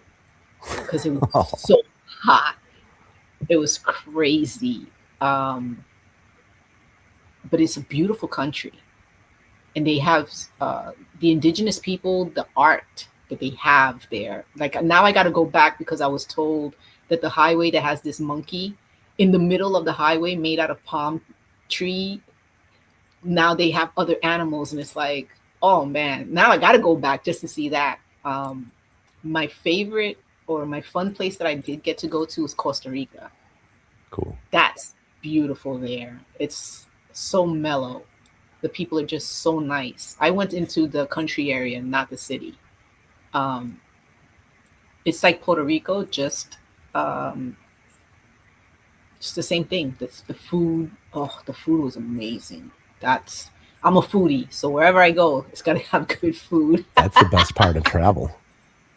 Yeah, always gotta be. You always gotta keep an open mind, and I tell that to the kids. I'm like, you go somewhere, you gotta keep an open mind. You can't go somewhere thinking, oh, I'm American, I'm gonna do this. No, I'm in a different country. I'm gonna respect what how it is to be in your country. Yeah. So Well, and you got to eat what the locals eat, not at the touristy spots. Yeah. exactly. I laugh because in was it there? It was in Ecuador. They had crunchy chicken, and the crunchy wasn't spelled with a C; it was spelled with a K. And I couldn't stop laughing about it because you literally, if you listening with a Spanish accent, crunchy chicken, it sounds like you're saying it with a K instead of a C. So that part made me laugh. Just different places, and I tell the kids like my next journey. I pray, and I maybe for 2027, I want to go to the House of the Brick. I want to go to the big brick house and check it out. I want to go to That's a real overseas. trip. Yeah. Yeah, I heard. I've been seeing everybody's doing these trips, and it's like I gotta get in there. It's funny how it went from it being like a rare thing for somebody to go to the Lego house. Now it's like a rite of passage. Like somehow everybody is like taking their turn to have that trip. Yeah, Did it's you a meet must Whittaky? do. Who? Whittaky. He came in from the UK. He was at Brick World.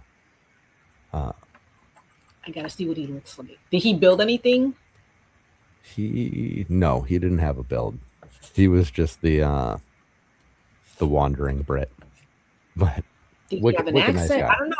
Yeah, he had, well, I mean, from out there, yeah, he's a pretty good accent. Very good guy. And he had gone to the Lego house very shortly before Brick World. And as soon as you mentioned it, like this little like spark came into his eye. Like still a couple weeks later, it's like, oh, and then we saw this, and then we did this. Yeah, that's like Yeah, a lot like it's gonna Brickworld. happen. When you come back from Brickworld and you're talking to someone, you were there, you were there. Nicodemus, King of the Rats. It's one of those.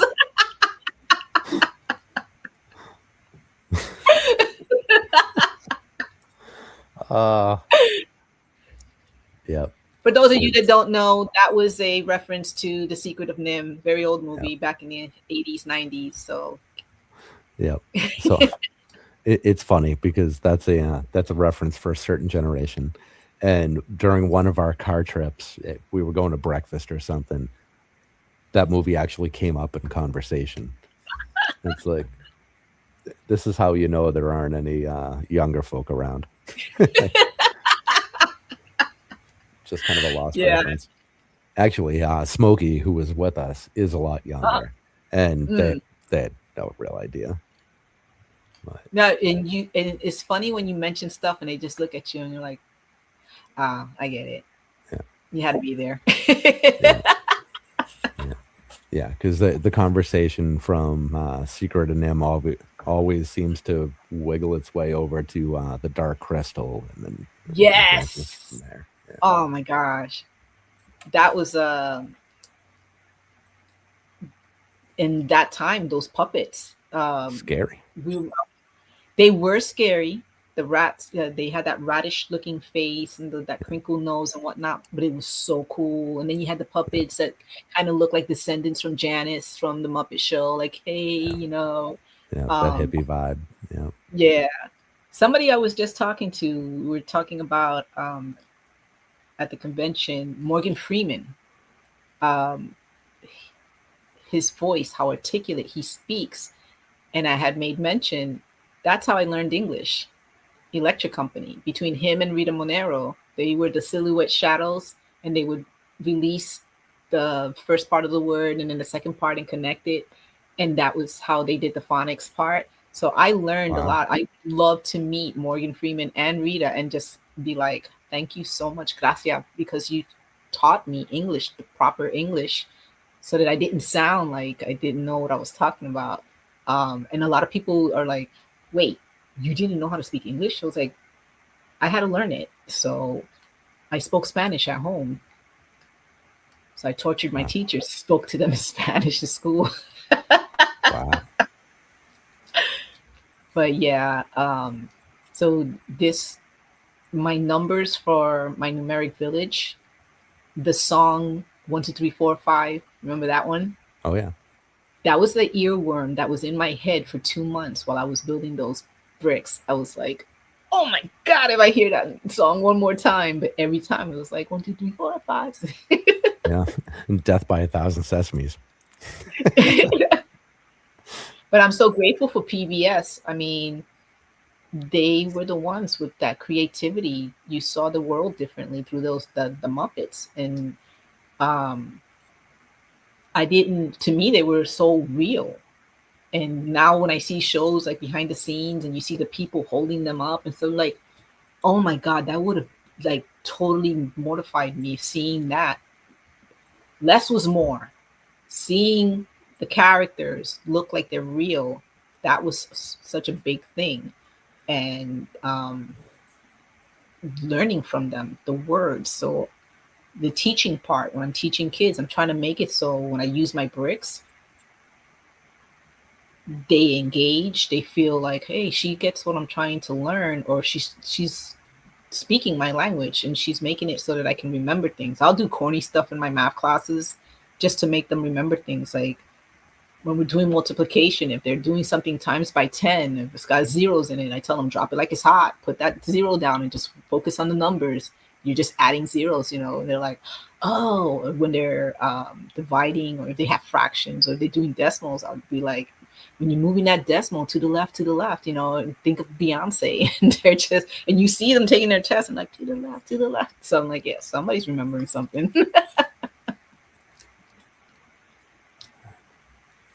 I challenged Tim Liddy to build a ski sheet. Skexy. Those were the vulture things from Dark Crystal. Good luck with that. I'm still learning how I still have to learn how to do sculpting.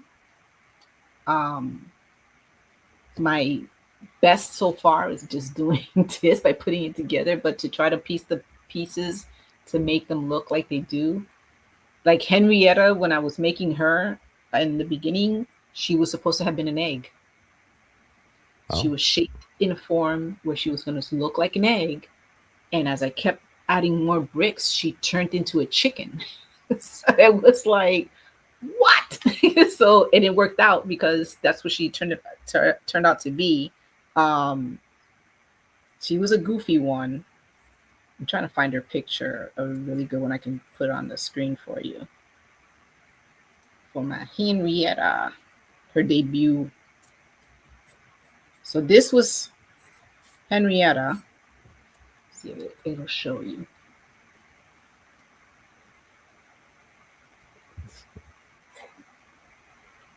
So you see the shape. It's kind of ovalish. You know that's on your Instagram, right? Yeah. So that was the old Henrietta. Now the new one, she's got apple bottom jeans. I mean, she's girthier there. She's got some Birkin hips on her. So she's wider. Let's see. Hold on. I can share this. The one you posted a couple days ago. That's the new one. That's the 2.0. Okay, let me see if I can. And that oh my goodness.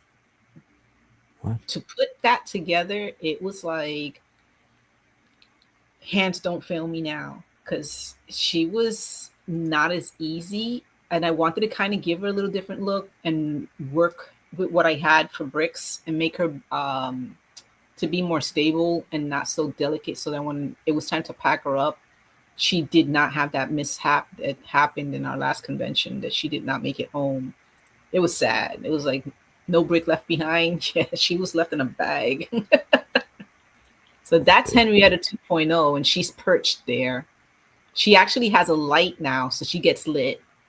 Mm, So the inside of oh, her, she's a chicken coop. can I And make that bigger somehow? Nope, apparently not. so yeah, she's a chicken coop, and inside of her are baby chicks or chicken, a little family of chicken, and Yeah. they lay eggs.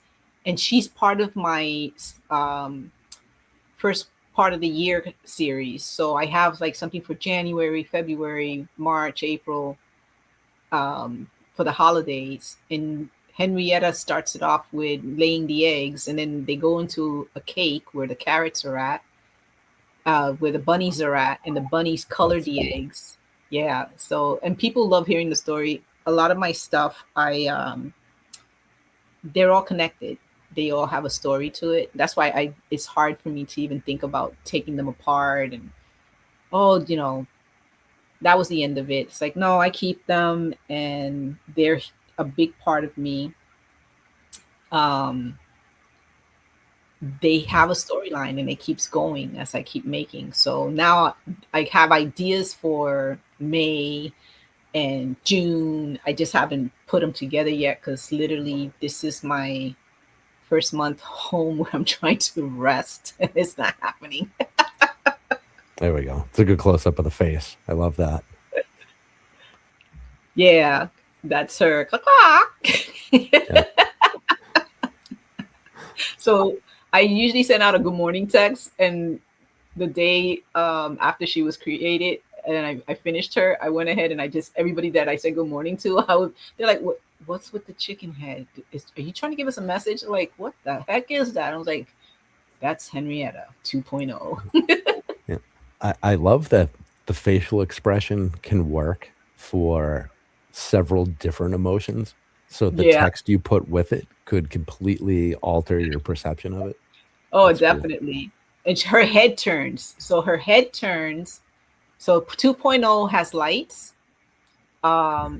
She has legs that she actually can stand on, and her head does turn. So I got to figure out how to do it with gears so that I can put a little motor to it to just kind of give her that whole exorcism type of head. Awesome. And it was funny because at the zoo, some kids were looking and they're like, "Ooh, she looks weird." So I turned the head to them, like, "What are you talking about?" And she's like, and she just looked at it like, and turned the head. Oh, thank you, Albert. So yeah, it's So funny. you got to have fun with your builds. For me, I have to have fun. Like Fulgencio, that's my he's a 2 foot dummy doll, and the story behind him was my daughter can't stand porcelain dolls. They freak her Yeah. out. I I can love understand. liquid styles because they just, especially after seeing Toy Story 4 with Vincent, I fell in love with Vincent. He was my favorite. So here we are, we're practicing, we're trying to get stuff going, and I make him, and my son-in-law goes, "Mom, can you make his mouth open?" I'm like, "Bro, there's only so much I can do, you know." I made his mouth open. So he has a duck face, like he's giving you a kiss, but when he opens up his mouth, these fangs just come out.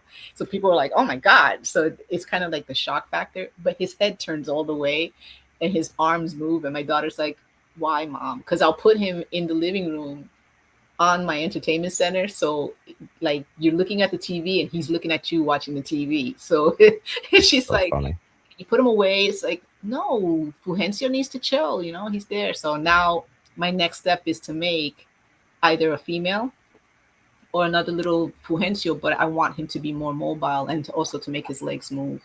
So it's practice, practice, and practice. And it's based on what parts I have. So if I have the parts and I can make them work, then I got it.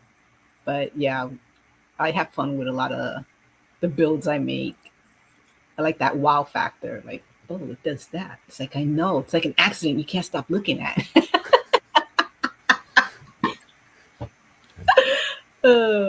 He went to North Carolina. North Carolina, the convention? Yeah, the Raleigh convention. I took Fulgencio with me. I took Eddie the Yeti, Baby Tig, and Baby Tig's head blew up again, but I managed to put it back together again. My mosaics. I have mosaics where I display my son, my granddaughter, and my daughter. So whenever I'm on a trip, I take my family with me. So they're always there with me. That's cool. Yeah. So people are like, man, that's pretty cool. So my pool table, that was a funny. So season 2, I think we didn't pass into alternates or go to the next stage because I couldn't make a sphere. I didn't know how to make a lowosphere. I didn't know what the lowosphere was. So season 4, when we tried out, they said to make something spherical. I made a pool table. I was like, how many balls do you need? I had a bunch of cue balls from a pool table, and they're like, okay, we get it. You can make the balls. I'm just saying. You want the ball, I can make them. You want them big ones, little ones, what do you got? Yeah. Lesson learned. So, yeah. So my pool table rolls. The balls roll, and they fall into the pockets. Wow. Yeah. A freak electrical storm. He is shocked and comes to life and slaughters all the Lego builds. Wow. No, we're not. My builds like each other. They all hold on to each other. Like, hey, as long as if that oldest one is still around, then we still have a fighting chance. The minute she starts breaking them down, that means we're gonna be extra parts. So they're all hiding and huddling in the corner together. And in my head, like when I used to have my city, the way I built it up. So for my birthday, my 50th birthday, I did a block party. I set it up. It was phenomenal. Like I literally wanted to shrink myself and join my mini-me and be at my birthday party. We had dragon dancers, we had stars, we had food, we had everything. And the pictures, they're in my Instagram. And so the way the pictures were all set up and the way the block was set up with everybody in the streets waiting for the parade to come down. The next morning when I woke up and I came to check it out, one minifig was flat on his face. And it's like all the other ones were just standing there. Like we told him he should have chilled out. Nah, he got drunk. He's flat faced now. So in my head, they come alive when the lights are out. So they have their own thing. So I can imagine how that party went, the after party. Makes me think of Beetlejuice, the train set upstairs. Yeah. So, and that's what I kind of wanted to make, a little city like that. But then I watched the Lego movie so much.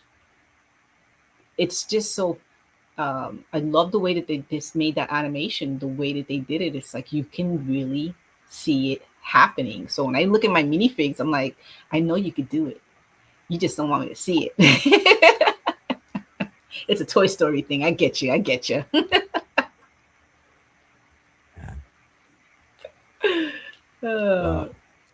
If you think that they can come to life, you better treat them right. Oh, yeah, always. I rescue them. That's why I'm saying people will donate and they're like, they'll be in a safer place with you. So I want to get one of those, like I've seen a lot of the shelves where they put the minifigs in. So I want to get something like that so I can start. Which convention did I go to?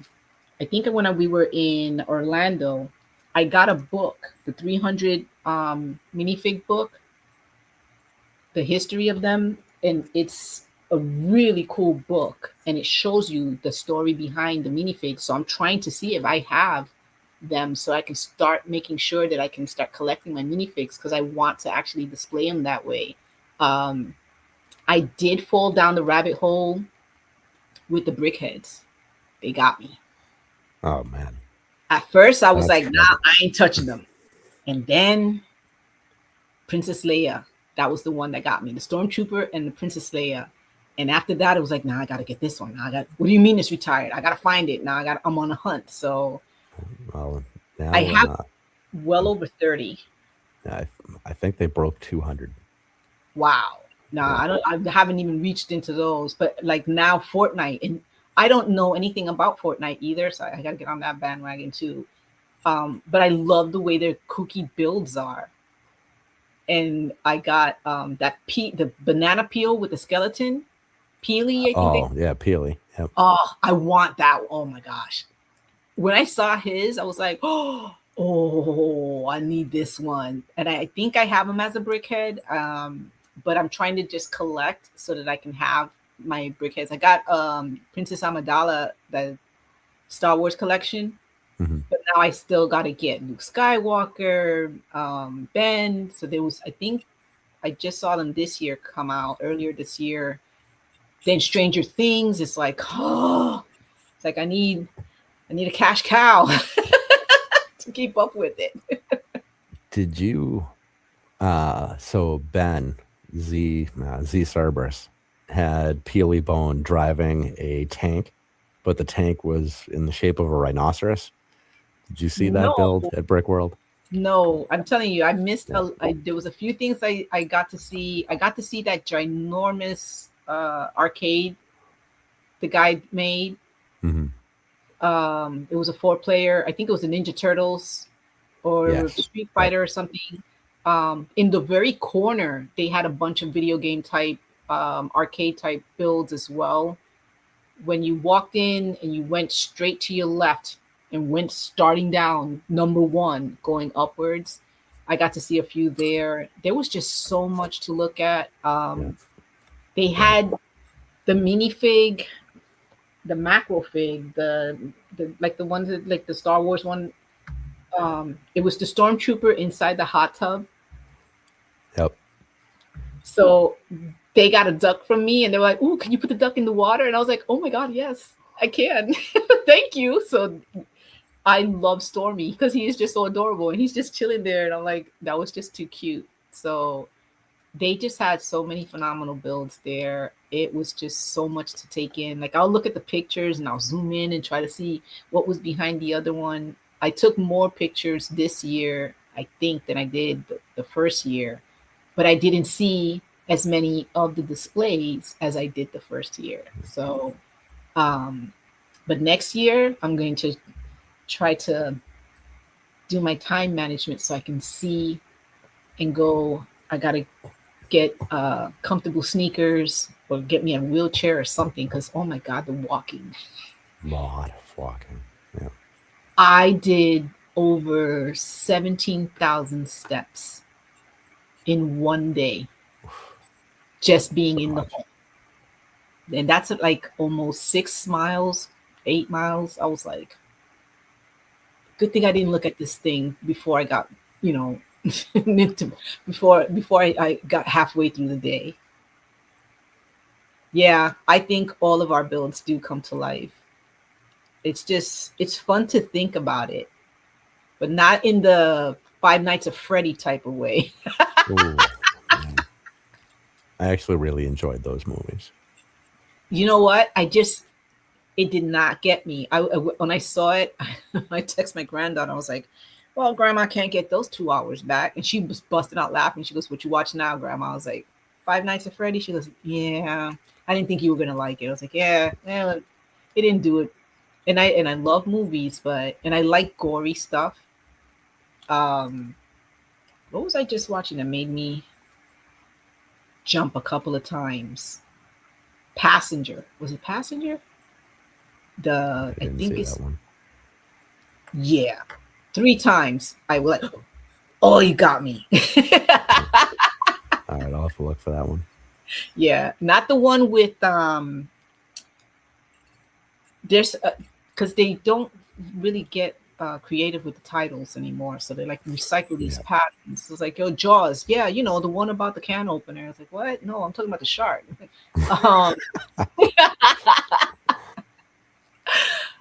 um, this one is called Passengers. It's they're on a road, because the other one, I think they're on a plane or a train or something. Well, this one, they're in the car, and it was a really good cross between Bloomhouse and Stephen King. It Okay. had that type of a mixture in there. Because I, like I Yeah. said, if it creeps me out, or I'm like, oh, or if it makes me scream, yeah, that's All right. the way to do it. So, but yeah, the Five Nights at Freddy, I was like, you were okay. The You didn't cut it for me. So I thought the first one was fun because you think about Chuck E. Cheese yeah, and Matthew Lillard was in it, and I love him. He will forever be my Shaggy, right? And so I thought that was fun. The second one I actually watched on the flight to Brick World. oh, So it was an okay, okay, like let's kill an hour and a half or right. hour and 45 at a plane. It's fine. It was okay So for that. yeah, I watch all. There was something I was just watching before. I started now watching Euphoria. I'm trying to catch up with some stuff because people talk. Um, the House of Dragons was one, but there was something in between the two of those. Fallout. So I heard people Fallout talk is about good. Fallout, and I Yeah. don't know anything about Fallout. And then I watched the series, and I'm like, y'all just leaving me hanging like this. So when are you coming back? I need to find out what happens next. Like when are Yeah. you just can't cut off a series like that. I mean, as gory as it was and ridiculously, like it had that Tarantino gory to it. Yeah. It was good. And I was like, I can't believe I'm watching this, and this like Euphoria. If I ever meet Zendaya, she's not always going to be MJ anymore. Now it's like, whoa, Rue, what's up? Like their craftsmanship at what they do is like our builders. They throw their heart into it, and you can see it come out of whatever creations they make. So Euphoria, is that actually good, or is that just like a teeny bopper thing that just kind of catches your attention? And There's no dids. I don't think as a parent I would have let like 16, 17. I would be like, you're gonna see it. Actually, watch it so that you can see what not to do. It's one of those type, But anything younger than that, no. okay, There's a lot of too much. But for me, the storyline, it's not Brady Bunch material. yeah, There's no Marsha. There's like, oh shit, oh shit. So it's there's times when like the characters, it depends who you pick on that you favor. You start like trying to follow their storyline, and there's things when they're happening, you're like, oh, please don't let this happen, or don't let that happen. It's like a dark Harry Potter where it's not magic and wizardry that's their vice, and this one is actually drugs and whatnot. But um, they are very intense. It's an intense show to watch, okay, but nothing for the kiddos. So definitely be like, nope, night. yeah. After hour show. Sleep, yeah. Get into that REM sleep. I want to make sure. I need to feel the weight on that pillow and make sure you're knocked out. Okay, hon, turn it on. Okay. All right. Maybe I will check it out at some point. Yeah, I mean, it's taken me a couple of years. This is not 2019 type of thing, or 2018, I think it started, and I'm just catching up with it now.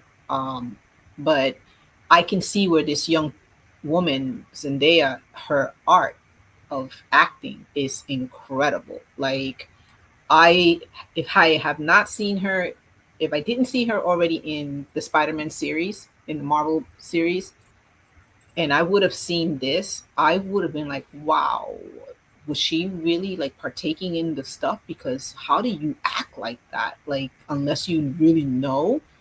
Um, the movie What's Eating Gilbert Grape, I Leonardo remember that one. DiCaprio, Yeah. I really thought he was challenged. And Yep. then I see him in another movie, and I'm like, wait, hold up, is that Gilbert? Holy snap, you know? And it was like, that's the kid, and he did such a phenomenal job that it was Yep. wild. Billy Bob Thornton, when he played Carl. Sling Blade. Yes. Yes. Yep. Then I see him in Bad Santa, and I'm like, there's no way that's the same guy. I'm like going back between the two, like, oh dang, you know. And Yeah. it's a craftsmanship. These people have such an art. And I've met a couple in Fallout. No, games, House of Dragons, the guy who's the money guy, the accountant now. He plays in Harry Potter's Fantastic Beast, the bakery guy. I can never get his name. Well, I met him at the Comic-Con a few years back. And when I saw him, I was like, oh my God, it's him. So he always has like a ski last name. And I went up to him because there was nobody in his area. I think he was just chilling out, just to say thank you for your craftsmanship and the way you act. Like, you took me to Brooklyn, and I believe that you was like a pastry maker, you know. And he just looked at me. He was like, thank you. And I was like, God bless you and your art, man. Like, good luck. I hope to see more of you on this. You know, he was like, oh, you see me on Walking Dead? And I was like, yeah, no, I don't do Walking Dead. I'm not into zombies like that. Sorry. And he was like, oh. So, but he signed a poster for me, and it was just really nice to meet him. But it was just to say thank you. You know, I do that. I'm that nutty professor that does that. It's funny. No zombies for you, huh? I do like the ones from and this All of Us.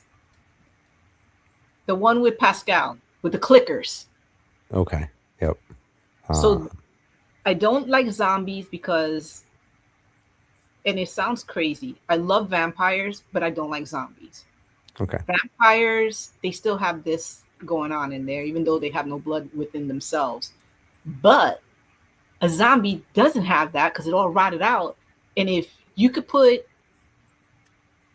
a block in front of a zombie and he can't get around it, he's useless. How can he hurt you? Because he's not going to think, oh, let me move this or let me walk around it.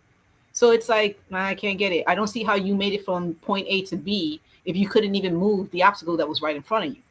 You didn't think to climb over it. You didn't think to move it aside or anything. So no, zombies are ridiculous. But then I seen these clickers, and the way the spores, the way they made the costumes for them, it was like, I couldn't stop staring. As gory as they were, I was like, oh my God. But they were like, I liked the way they looked. They didn't look like your typical rotting skin zombie. They just looked something better.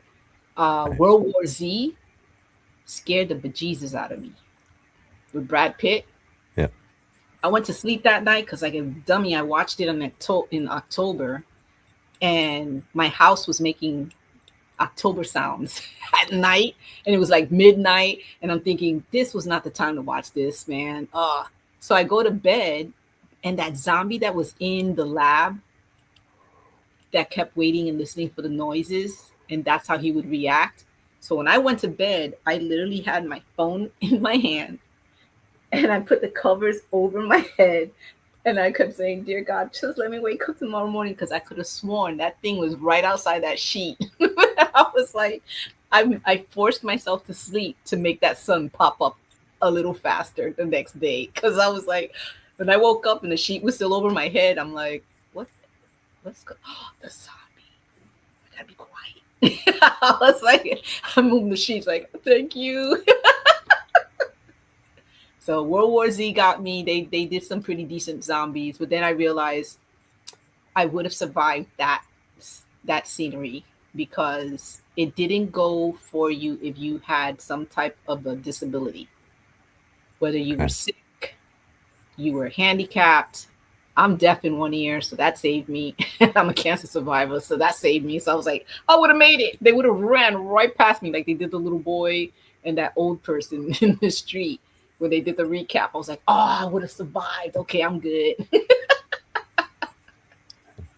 Did you see 28 Days Later, or the second or third one? I saw the first one, and I think I saw the second one. I tried to watch the third one, but that music was driving me nuts. The song, the little melody that was playing. Right. Um, 28 Days Later, is that the one with Sandra Bullock and they were in the staircase? No, no, no, no. No, 28 Days Later, the zombie movie. Yeah, no, it's a zombie movie. I seen one of them. The I seen the first one. Was she in the first one? I think she was because they were in the staircase. I think it was her. So it's funny because I watched the first one and I distinctly remembered not liking it, and I had no intentions of ever watching another one. And then somebody mentioned that it was like the perfect trilogy now that the new one's out. Like, I don't really remember why I hated the first one, but whatever. 2 and 3 are on Netflix, and So I if it's watched them not, basically back to back. so if it's not Sandra Bullock, then I think it's the chick from Dexter, the one that played the sister, Deborah Morgan. I don't know. Now, Dexter, I had to watch from. I mean, all of it. I love Dexter. Let's see. But yeah, I know I remember seeing the first one and it creeped me out because you always have that first, what is it, patient zero. So Mhm.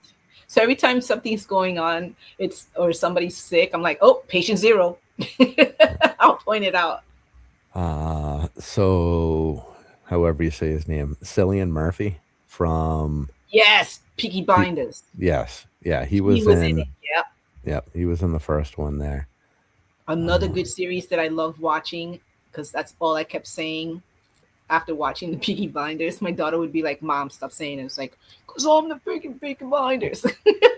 yeah, yeah. So the second one was 28 years later. And the third one, Was 28 years later, The Bone Temple. okay. So I saw the first and the second, and then the third one, it was like there's a like a song or something or a tune that they play, and it was like, it's driving me nuts. You ever seen the movie with Holly Berry? Uh, she was like out of her head, Gothica, something like that. I think that was the name Yeah, of it. yeah, I couldn't watch that one. It was like, oh, shut it off. Too much yeah, streaming. Not yeah. dealing with it. The soundtrack was good on that, if I remember right. And then The Entity. Remember that movie? No.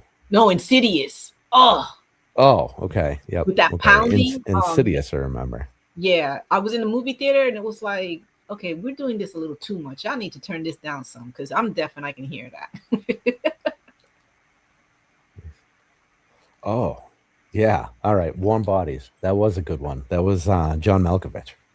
John Okay. Malkovich is a legend. Yeah. Oh, he's the best. Yeah. Yeah. But yeah, there's a bunch of so zombies. I Zombie on Netflix, I the didn't see that series. one. I liked it. I'm Yeah. not a zombie person, but I liked it because it was the way that they did the zombies. They didn't do your typical brains. Because I remember that from Night of the Living Dead. In I Zombie, she's a zombie, but she's works in a forensics department in a police station. Wasn't she some like cute little blonde girl or something? Yeah, and Yeah. she. Okay. So as a foodie, I had to give respect because of the way she kept cooking up all the brains with different recipes and taste it, and then be able to tell how that person died, which I felt so bad because it was like, oh, but she's gonna find out how you died, so it's okay, you know. And it was a good series. That one they should have kept going. I like that one. Did you see The Bride with Christian Bale as Bride. Frankenstein? Oh, I must have if it was a Frankenstein movie. Oh, one of the best. It just came out, I think, this year or the end of last year. Oh no, I didn't see this. This is the brand new one. Oh, Okay. man, it was that actress did a phenomenal job with that character. The most recent Frankenstein movie was good. I like Oh, that one. yes. Yep.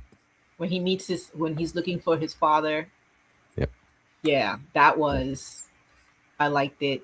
I grew up on stuff like that. Those are my And I have friends of mine. There's the TV series, the Netflix series, Haunting on Hill House, or the Hill House Haunting. I always get the words wrong. Yeah, that was a takeoff from the movie, right? Yeah. Oh, Yeah. there was a movie? Oh, now I'm Yeah. gonna have to look for the movie. Okay. Yeah, if I'm thinking of the right thing. So this particular series, there was characters in there. There was different characters for each episode, and there was one where he was tapping his cane, and the man with the top hat, and you had broken neck lady. So I'm watching this again. It's October. I got a friend of mine that I graduated high school with. We will call each other, and once we finish watching it, we would do our commentaries. And I'm like, all right, so I'm going to bed now. And he's like, whoa, what? You just watched it and you could just fall asleep like that? Like, what, are you crazy? How could you go to sleep? And I'm like, you shut your eyes and put your head on your pillow, and that's it. You're not. And he's like, but you just saw what you just saw. And I was like, and now I'm tired, and now I want to go to sleep. And he's like, what are you, a psychopath? And I was like, how you figure? He goes, only psychopaths can fall asleep after watching something like that. Like, now I got to drink some coffee. I got to read a book. I got to, watch some comedy or whatever. I was like, yeah, no, it's fake, bro. It's on TV.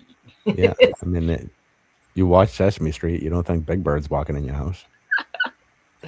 So, yeah, for me, it was like, this is it. Watching, like Dahmer movies. That guy played it really good. The Dahmer movie in Netflix. What was the other one that was really good? We were talking about it at school. The guy that ate the people, the Gein. Oh, Ed Gein. Yeah. Yeah, that was. So they were talking about the draw. I heard, so teachers were talking about it, and they would say the specific name, the coochie draw, and I'm like, what? And I was like, oh, that's what that was. And they were like, yeah. It's like the different parts that he had stored away, and he kept as souvenirs.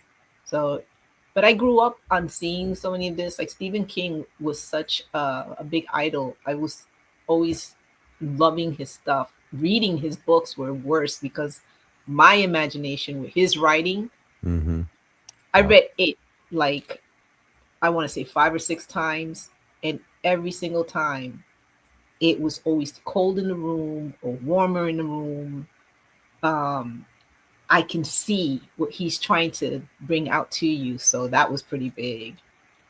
I'm an artist too. I love to draw monsters because I grew up with Frankenstein, Dracula, and the Wolfman. Yeah, those were the classics. Yeah. Those were the classic. The theater in New York City that I went to called the Midway, it was off of Queens Boulevard. For me, the experience of going to the movies was specifically to that movie house because their wallpapering was all the old black and white actors. Abbott Costello, the werewolf, it's Boris Karloff. Lagoon, yeah. Oh my God. And seeing all of that. I used to just go there just to stare at the pictures and then get ready to go see the movies. So that was really big for me. But yeah, if you could draw those, man, that's incredible. My son-in-law is a huge Frankenstein fan. Like he's got tattoo of Frankenstein on him. I gave him the Frankenstein brick head one year for either Christmas or his birthday. So, yeah, that's pretty cool. They don't make them like that anymore. It's a little funny because that's the first mention of Lego in a little while. Oh, man. We don't just nerd out with the bricks. We got other, vices there. Puzzles is the other thing. Star Wars. But yeah, Star Wars was my gateway back into the brick. And now my house is I have so much plastic.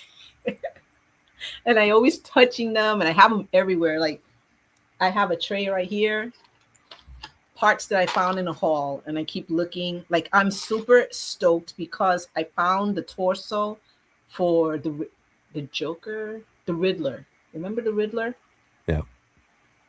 So now I have to find his little purple hand because he's missing one purple hand. I did find the head to the Catwoman. Nice.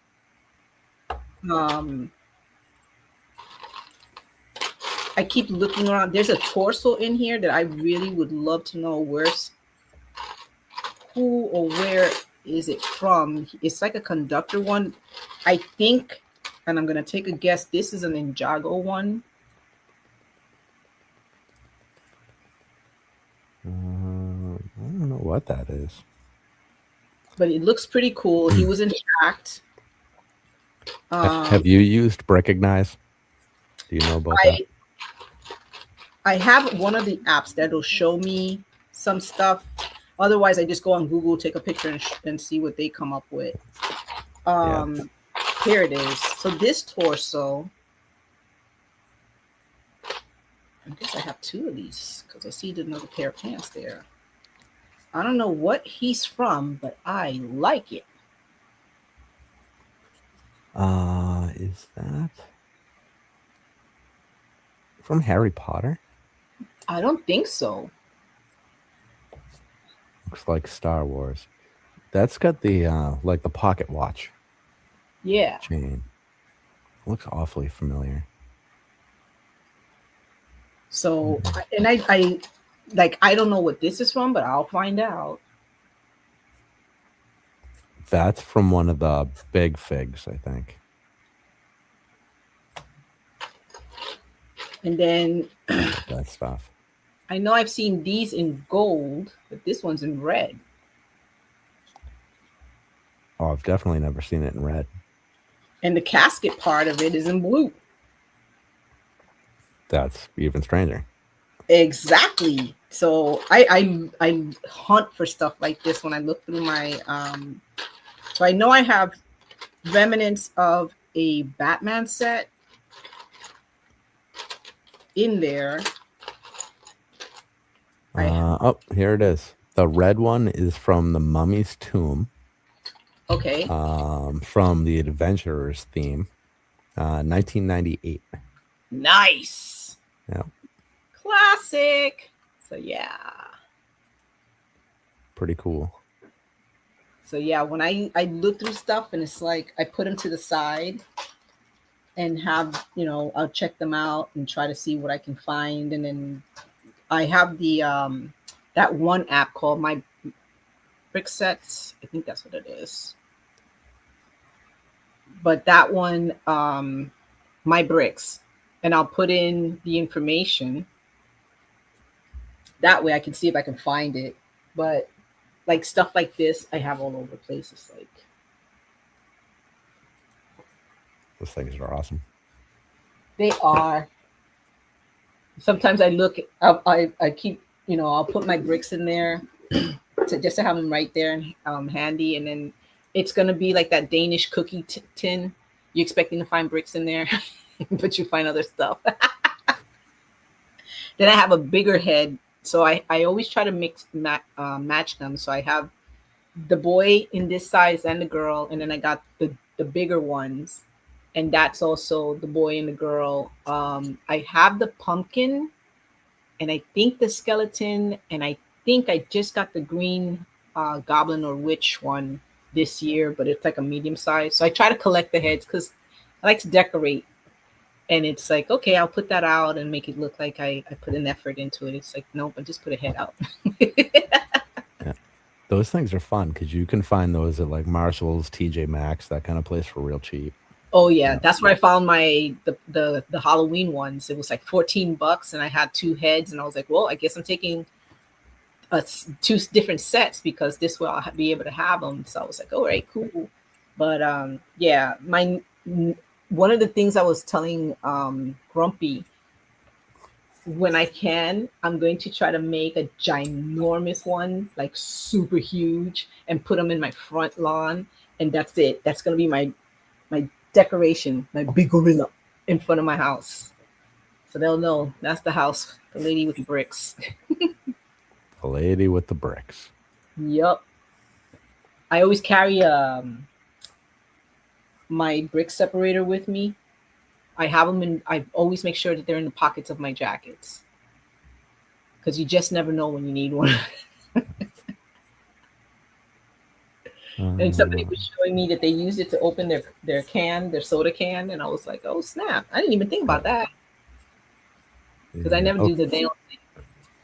So that torso was in 5 minifigures, and 3 of them were vampires. Cool. So that means that the black top. Where the heck did I put it at? There was a I think it's in the box in my case. There was a cone part of a house or a building, and it was black. So that's what I was thinking. It's part of the monster series. Yep. Yeah. The two of the minifigures were Lord Vampire from the Monster Fighters series. Yeah. Yep. And then so this is him. I am so happy. I just gotta find his head now, because usually he's got like a white face, a vampire face, right? Yep. So, that's right. And I think no, that's not his head, because his hair would be black. Yeah, he's got almost like Joker hair, but black. Yeah. But yeah, it's in really good condition, like almost brand new. I mean, it looks good. And then you got the buttons on the back. Yep, that's the one. Let's see. Share screen. Because I have him as a clock. And he freaked me out because I think he glows. There's a part of him that glows. And the first time I saw it, oh, there he goes. Yep, there he is. Yep. Sweet. Yep. So I just gotta find his face and his hair. There's the other version with the cape. Nice. Yeah, that cape is crazy. I'm pretty sure that one's big money too. So yeah, that's why I want to be able $17. It's not bad. I want to be able to capture all of my minifigs and have them nicely displayed, and have because I've seen Heather Davis. She's got her walls of the CMFs on the wall every time she does a set, and she did one whole, like I think it's in a hallway or something, and they're placed up there really nice. So I did that in my shop. I had like 8 of them up, and I don't know if it was just the weather, because in Florida, if you don't nail something onto the wall and you try to use those sticky stuff, the weather's going to make sure that it's going to come down. And when I came into my shop, when the glass broke because the case fell down, I was like, no.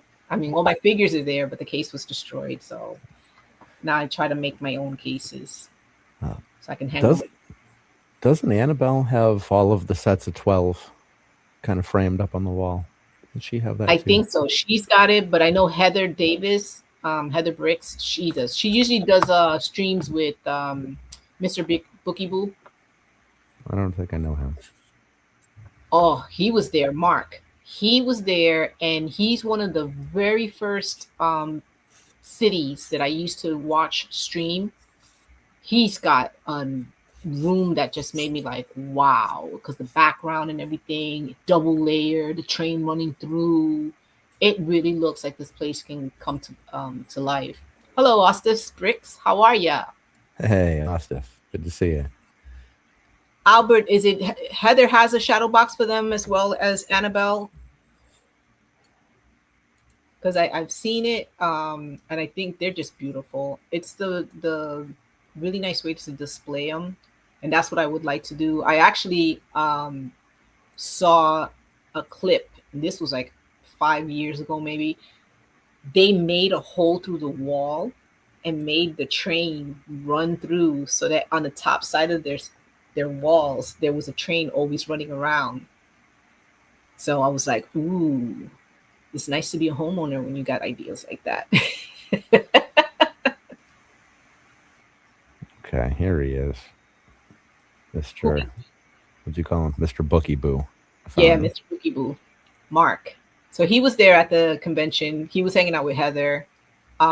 He does some incredible stuff. Like his landscaping, when he does his mountains, they just look so real. It's really cool. Yeah. It's like, Mr. Rogers, step aside, hold my beer. Yeah. Let me show you a new neighborhood. Man, so it's amazing what can be done with these simple little bits of plastic. Now, the biggest, I think, room that I've ever seen set up was Professor Mice. Um, when I tell you, it's like a whole basement, and there's sections. And he had Bricklin, like instead of Brooklyn, it was Yeah. Bricklin, and that was one of the places, the very first places that Mini Me outside of my house was at. He was able to replicate my Mini Me, and she was part of the Brooklyn crew. And it was so awesome to wake up in the morning. It was like Saturday cartoons, and I would get up just to look at him, like, oh, there she is. And he would do a shout out. I was like, oh my God, that was so cool. So yeah, Heather's a friend. I've been in her house. She has a nice setup. Yeah, Awesome. she does some And pretty good work. why am I not familiar with her? What is her name? Heather what? Heather Bricks. I believe it's Heather Bricks. Yep. Okay. Here she is. Yep. So she's one of my very early. Beautiful work. Beautiful work. Her and Brick Huntress. Oh, we Her, had Kate was on the show 2 weeks ago, I think. She's she awesome. does some phenomenal stuff. Yep. I love seeing her work. So yeah, they all inspire me. It's like when I see them, and it's like, okay, all right. Like the mosaics, that's between Kate and Heather, and the lady that does Virginia Bricks, I think she does the mosaics. They just do some phenomenal work, and my mosaics are portraits of my kids or characters that I like. So Tigger is my spirit animal when I'm in a happy mood. When I didn't get to go to the next stage in Lego Masters Season 2, I literally wanted to get rid of all my bricks. I really got like, man, I don't want to do this no more. And within 5 minutes, a blue brick was in my hand, and 4 hours later, Tigger was just smiling at me, and I was like, all right, I get it. No matter how hard we fall, we always bounce back. We'll do it again next year.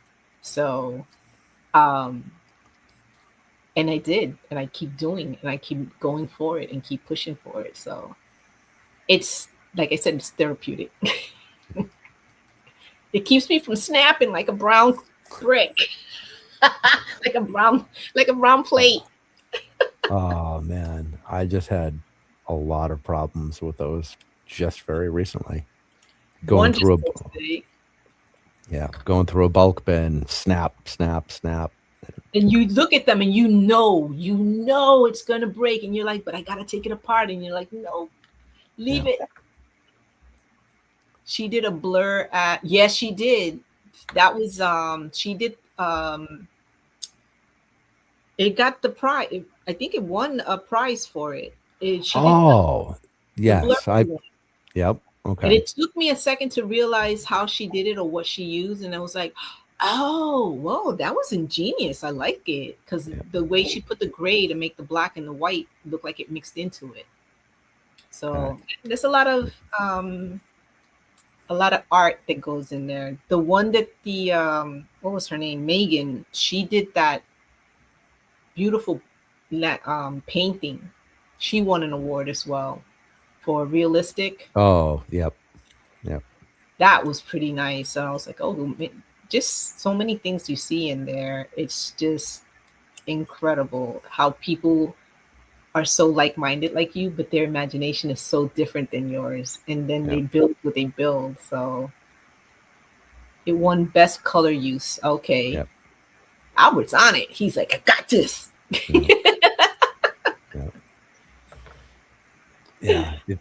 It's funny because walking out of Brick World, just like so mentally motivated. It's like, all right, I need to do more. I'd love to start mock building. I'm gonna figure it out. I have so much bulk, and then it's like, but you can have all the bulk in the world, but if you have no time, it complicates things. Like I have ideas, and every once in a while I'll jot them down, and I try to remember, like there's one specific thing that I do want to make. It represents my culture from the island, because they were all farmers and they worked the sugar canes, and I was telling my dad about it, what I wanted to make, and he was like, why would you want to have that represent our people? And I was like, because that's what it was before the whole colonization and everything. Like, this is how, we took from the earth and made more and ate from it and replenished it. We didn't waste things. But one of the things was we worked with our hands, and it's a straw hat. They call them the jibaros, which is like Spanish for hillbillies, but it was the straw hat. So Bad Bunny did the Super Bowl. Yeah. The words in the music that he played, it was so resonating with me. Like, I was crying listening to this stuff because I actually listened to the words. And then when I went to see my dad, it was like I can hear the music in the back of my head, and I'm like, I get it now. I really, really get it. So the straw hat that he wore, and then when they show the sugarcane cut people, the people that was in the fields cutting the sugarcane, they wore like the straw hat. That's my next project. But now I got to get it in my head. How do I make it? And I want to make it so that it is wearable. I want to make it so I need the bricks, that specific color, because I was thinking, oh, I could do it in the nuggets that I have, the medium nuggets, but I actually need the light tan colors for it to give it a more realistic look. But it would represent my culture. When people from the island, or when more Spanish people see it, they would really they would identify with it really quick. So it would be a nice eye catcher too, a nice piece to add to my collection. So, but yeah, I've had so many ideas that, again, the time, if you don't have the brick, or if you do have the brick, do you have the time? And if you don't have the time, do you have the brick? Because I'll be hunting through stuff. Like right now, I'm hunting for parts to make my flags. I have flags that wave. So in order to make them, and I keep ordering, and even though I'm ordering, not everybody, I can't get all the parts because not everybody has like enough of what I need. So I'm like texting people, hey, any chance you got this? Any chance you got that? I need to get my hands on some bricks. I need some bricks. So this last order that I did off of the Pick-a-Brick with Lego, you can only order, or you can possibly order more or do separate orders, but it's like $999 of whatever you're doing at the max. Yep. And it bummed me out because I'm thinking, hey, this is a reputable company. They've been in the business for almost 100 years. I don't need to quality control here and see what they got. Good thing I did not listen to that. I was counting out 900. I wanted to get to 999. I got to 800. Whoa, 800. Yo, that's over 100 pieces are missing. Oh, wow. Yeah. They was short. So I'm on the phone. Hi, yeah. So I'm trying to build something here, and I ordered parts, but you guys, you shorted me 100 and something here and 100 there, and we got you. We'll send it out. We're really sorry about that. Blah blah blah. So, and when the seconds that roll-in came in, I had to count it just to make sure, because now it's like I got trust issues. I need my bricks. So, but it, and I wish they would at least separate them. They didn't do that. They mixed it all in. Oh no, you get like a duffel bag. It's terrible. Yeah. So yeah, that part, I was like, what? But now, like I said, I'm trying to find parts because I'm in. So I need 1x3s, blue, bricks, red bricks. I got the white ones because thank God the Pick-a-Brick walls had those. But then the next hardest piece to find is the 1x1 blue round brick. I have the doors that I substitute because those doors, when I put them on my flags, they actually look like tethered material. The doors. Oh, like the toilet paper piece. Yeah. Okay. Yeah. So when I put them on my flag, when they bend, it looks like it's tethered material, because after a while, some Cool. people, you have the flag hanging and wear and tear is going to happen, and they look like Yeah. frayed fabric. So that's Cool. what they do. I don't, but I would like to not have to use the doors all the way. I would prefer to have it like sporadic throughout the build. So that's what I've been dealing with. I made these Dominican flags that I showed when I was in where the heck was I? In Orlando. And I had a special tile made because the Dominican flag is the only flag that has a emblem on it that has the Bible on it. Oh, wow. So I really wanted to, I have family that are Dominican and friends, Tacos Dominican. I really wanted to represent for them when I made my flags. So like this piece here, I had it printed and it goes Cool. into the center of the flag. And then what I really, the next, I want to do a line of the Caribbean flags and the Latin American flags just to represent the different countries so that I can have them all look like a small United Nations. There was a building in New York City that I always used to pass by, and they always had all the flags out there. So for me, that's what it would be like, a little, but my flags are like, I think 1.5 feet in Oh, length. good size. Yeah. Yeah, and about a foot in height. So, but yeah, just getting the parts, that's just been my my bane of existence. And I want to get them in this color because it's a lighter blue than the colonial blue. Mm-hmm. Because a lot of people are requesting that. They're like, hey, we need to make the real Puerto Rican flag. So this one is the real flag before it was colonized. Okay. So these are the parts that I'm trying to get my hands on. And it's like, I keep going through the brick links and seeing like, bro, you're asking too much for these parts. Yeah. I'll look in the Pabs because I have two Disney store, two Lego stores. Cool. One is 2 hours away one way. The other one's an hour and 15 minutes the other way. That's tough. It is, especially right now when the price of gas is not what it used to be. So it's like, For real. Yeah. do I need to go all the way down there right now? So, and when I go to the Disney store, they know me. So it's like, oh, she's going to be here a while. Just walk around her. She's going to be putting them bricks together.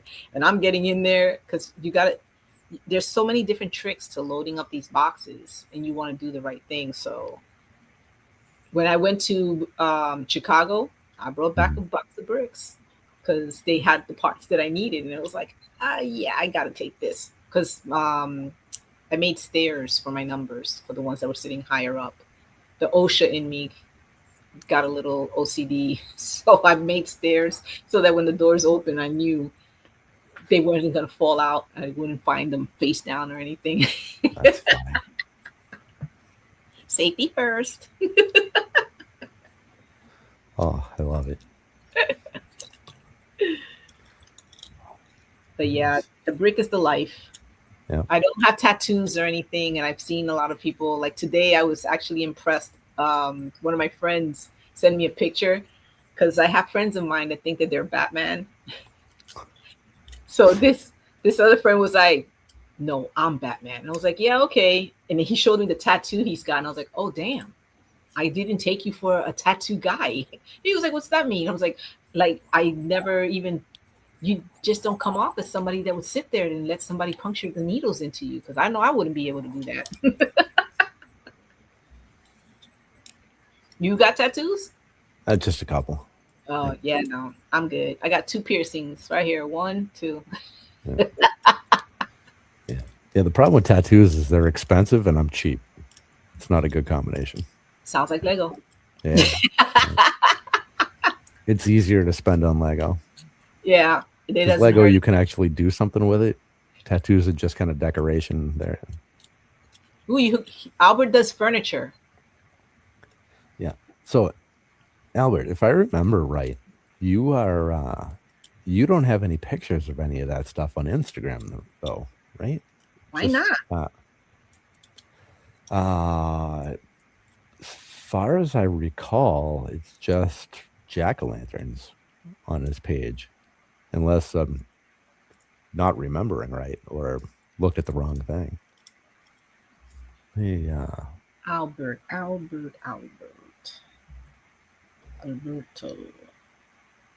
Let's do a little search. A little search here. Let's see. He's got like the Van Gogh name.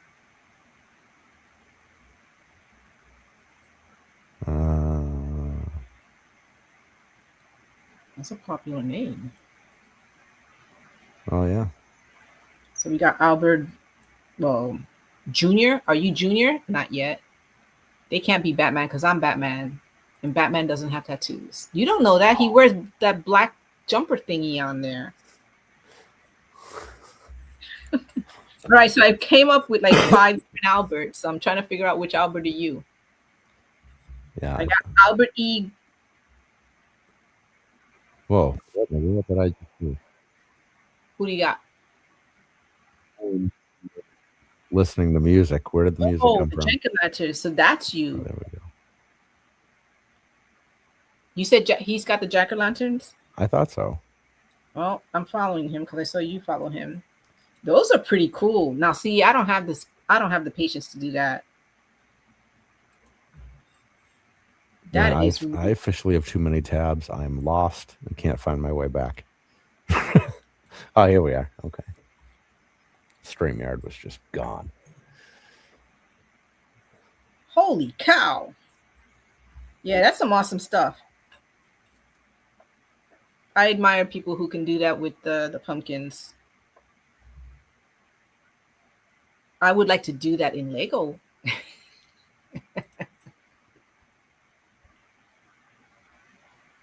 But yeah, that's pretty cool.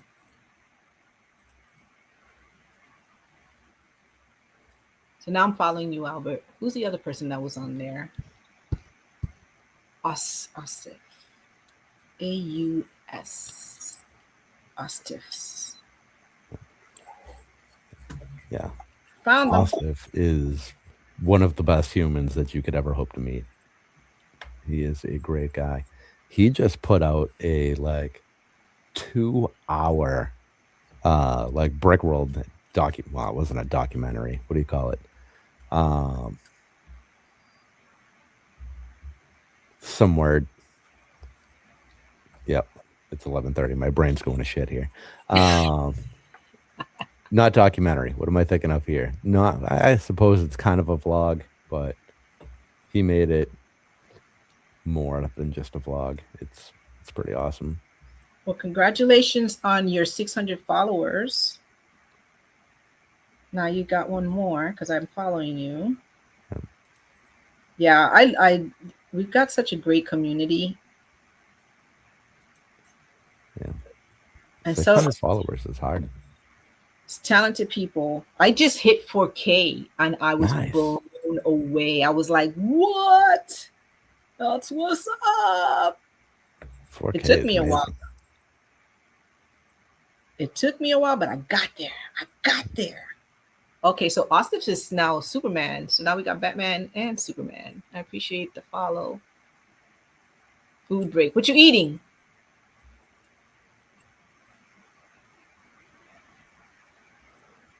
So what I love about my mini-me is that I try to find the different costumes for her. So like the Green Lantern, she's got a Green Lantern costume. I have a Green Lantern costume.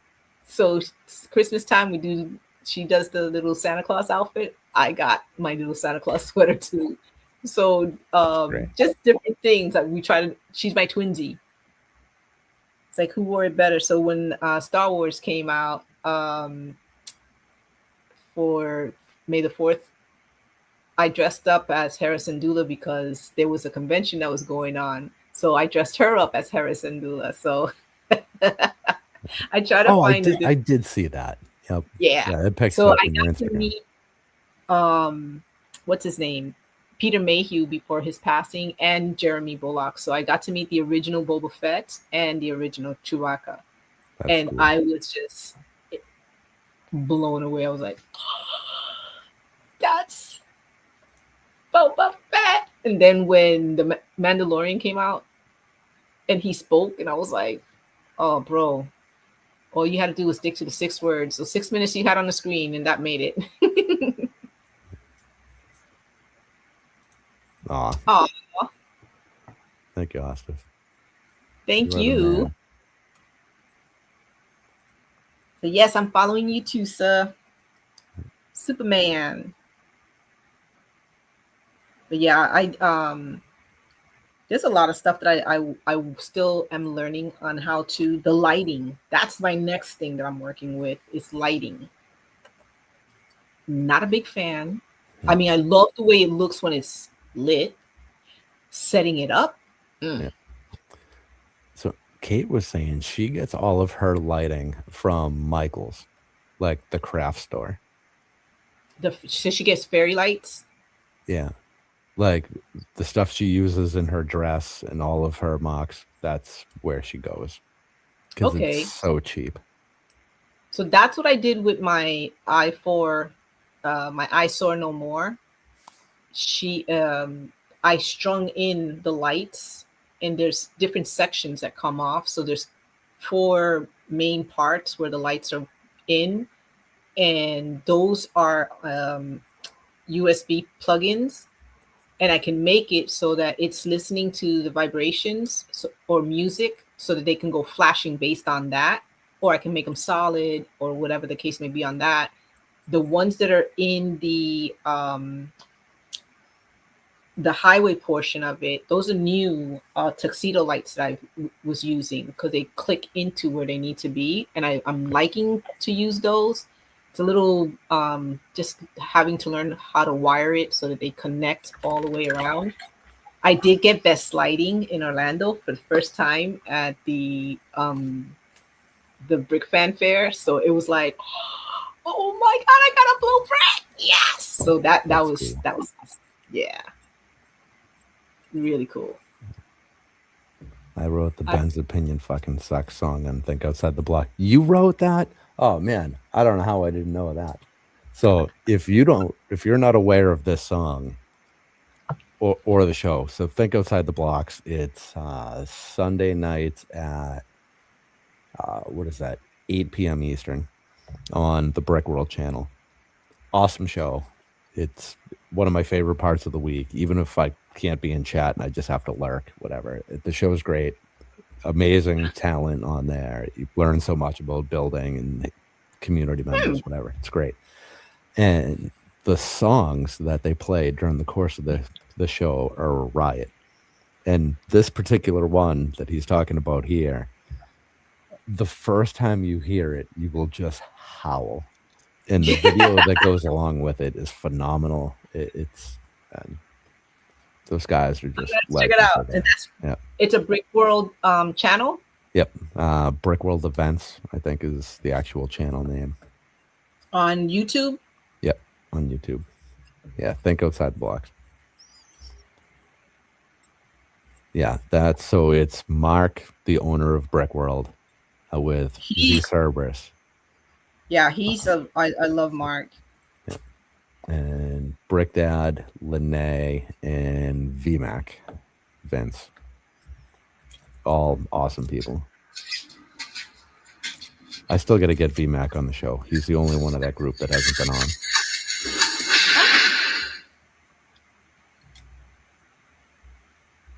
Okay, I don't think I got the right one.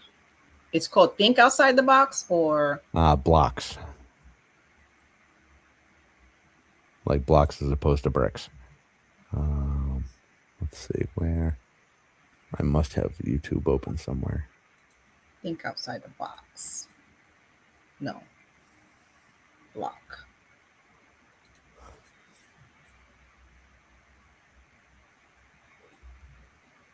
Got it. You got it? Got it. I'm subscribed now.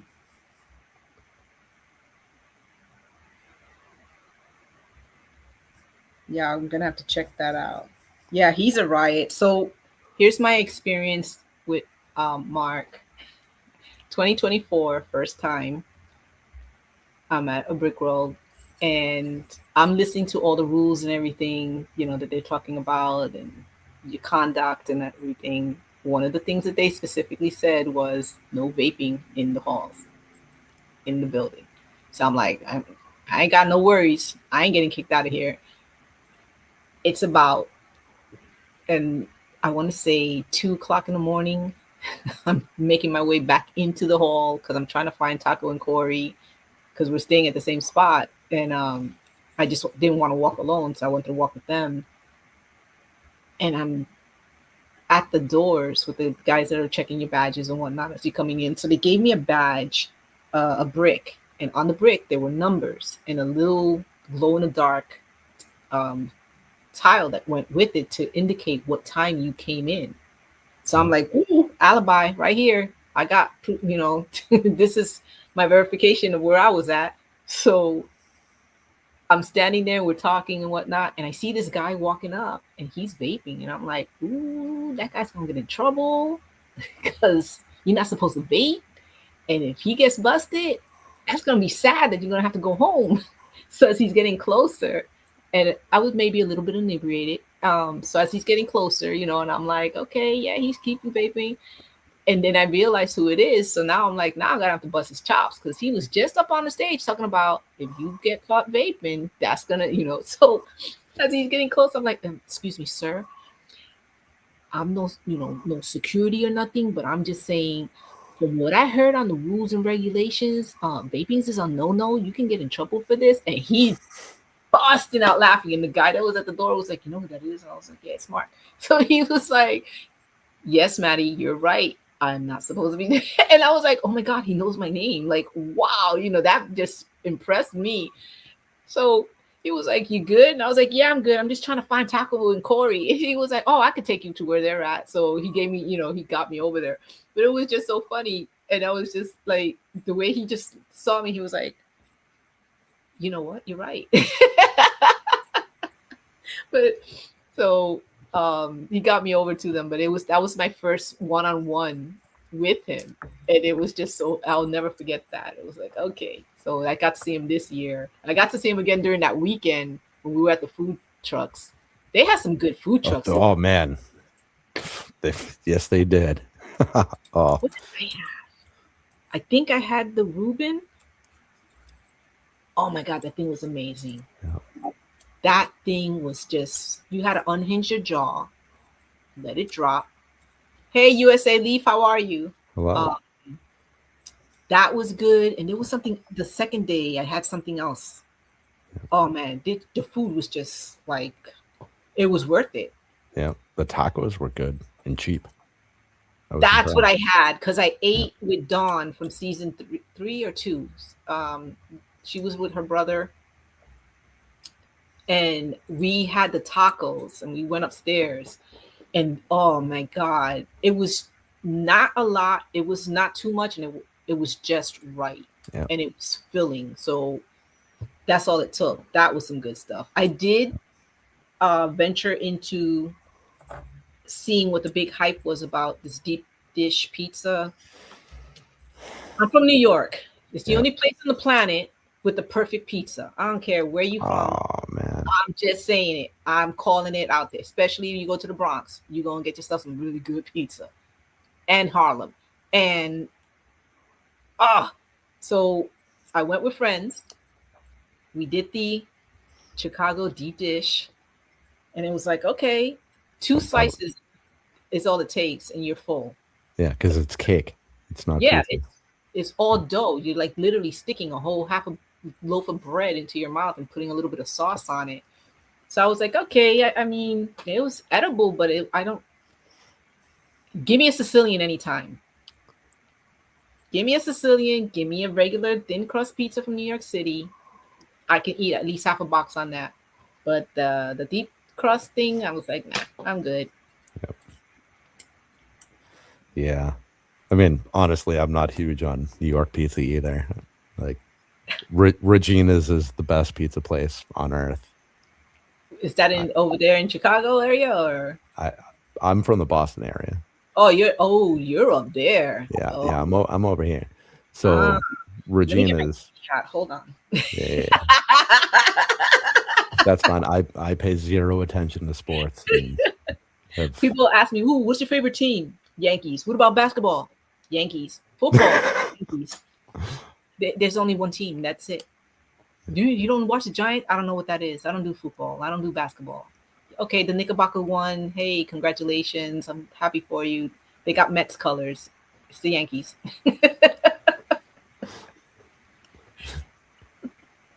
But and when you're a girl growing up in Queens, but you're a Bronx bomber all the way because that's where you originated from, it was rough. It was really rough when you have friends that are Mets fans and you're like, I can't talk to you right now. Like, take the hat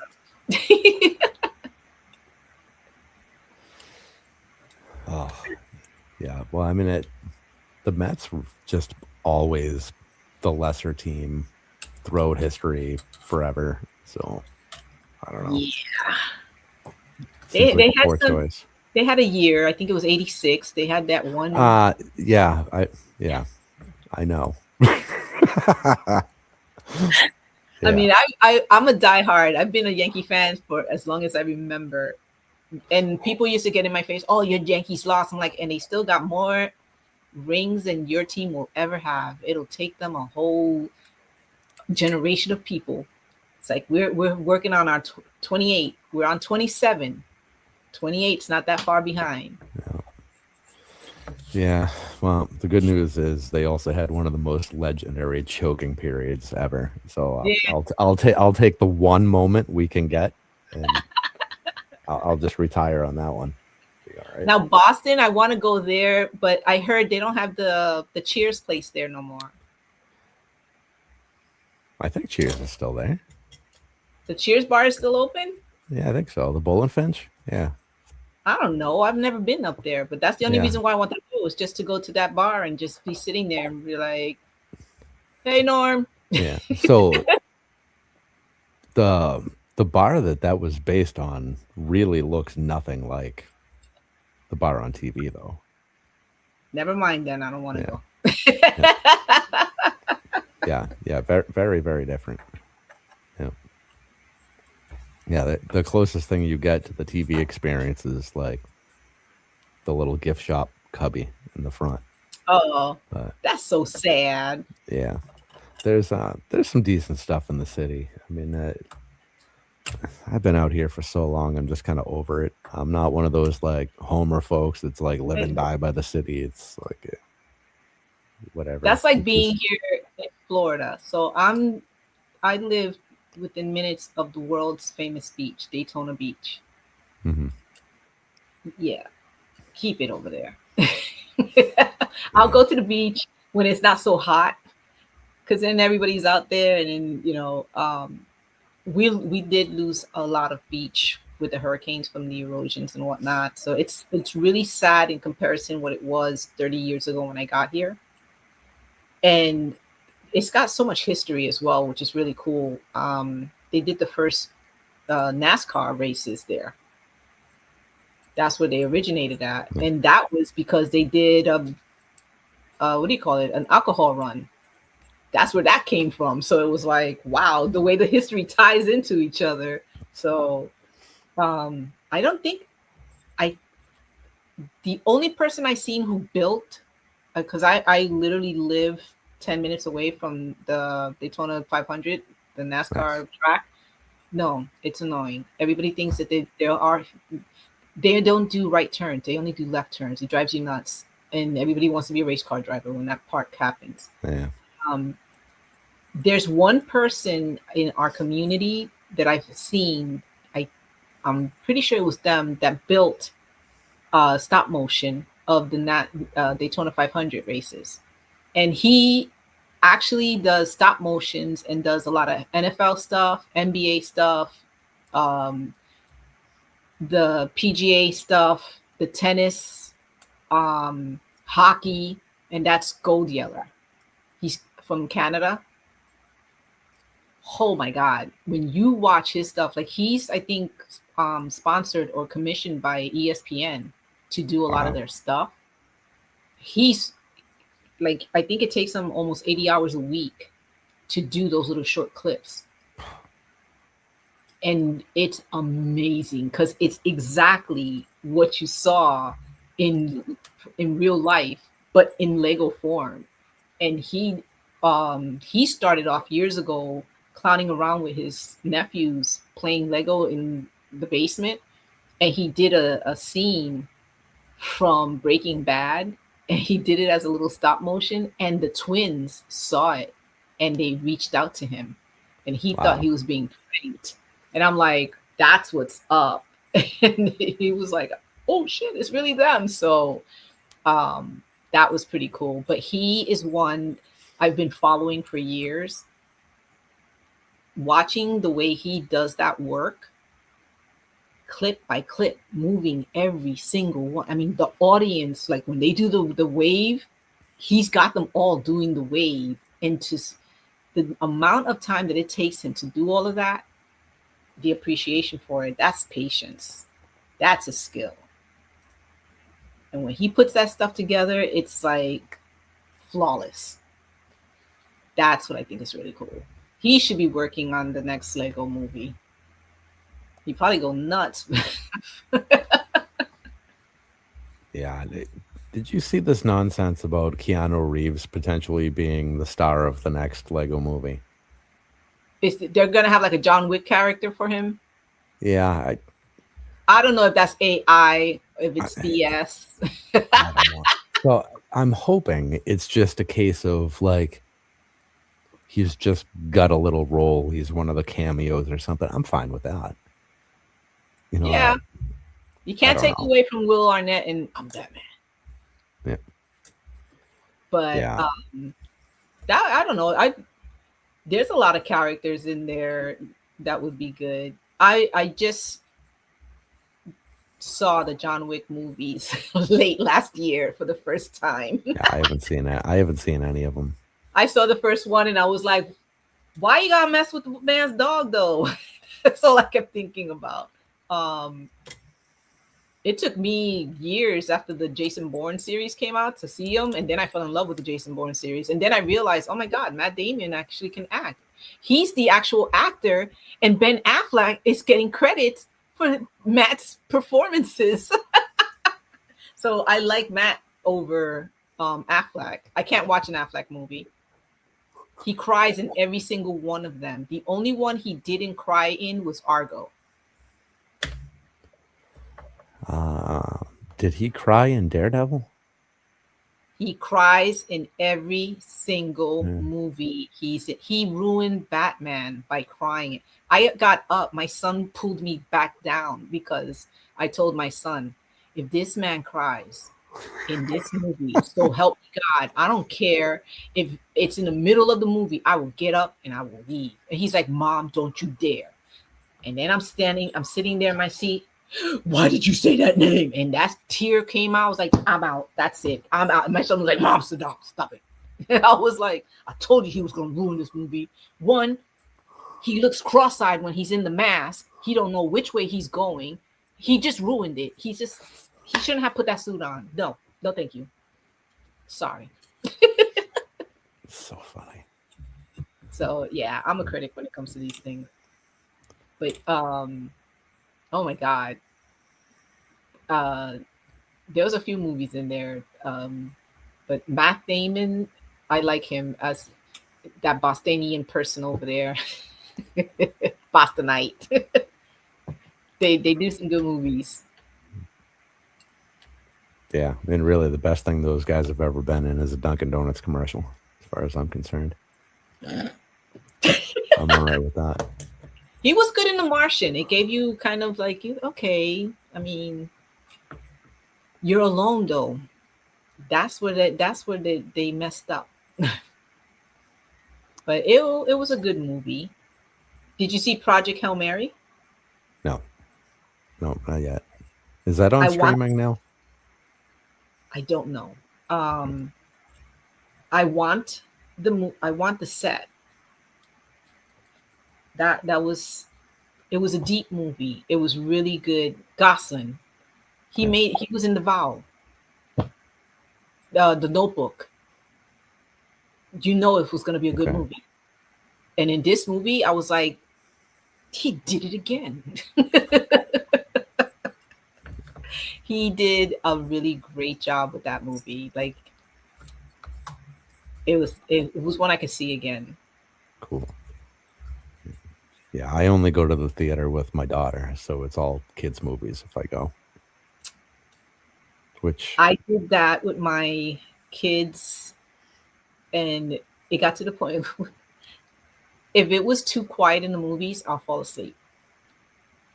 Because I'm not, we go in the afternoon. It's on a Saturday. I get up early on a Saturday morning. I'm Puerto Rican. It's tradition. So you turn the music on at 7 o'clock in the morning. Salsa or merengue. You got it blasting on like you're at a party or a discotheque. You start cleaning the house, and you got to cook breakfast, and you got to get ready. And then come 1, 2 o'clock in the afternoon, that's when we all depart to go to the movies. At that point, I'm sitting down for the first time. And then the minute it starts getting quiet, oh, I'm knocked out because I'm tired. And the kids are like, "Mom, you're falling asleep again." I'm like, "Shut up, leave me alone." But certain movies, the animation, like the Disney animations, I would sit at the edge of my seat because I'm looking at the drawings and all the animation, and the kids are like, "You're such a geek, Mom." I was like, "Whatever." We would go see all the Star Wars, all the Marvels, all the Harry Potters, any Disney animation. I've had my kids taking my kids since my son was 7 days old, the first movie he saw. wow. 7 days old, he sat and watched Indiana Jones through the whole thing. And when the credits started rolling, little man started falling asleep. And I'm walking out with a baby carrier, and people are like, "There was a baby in there?" I was like, "Yeah, he didn't appreciate you people talking through the movie." And then after that, I would just keep taking my kids. You got to train them early. You train them early, you have less mishap as they get older, because now they're sitting down and they're actually there to enjoy the movie.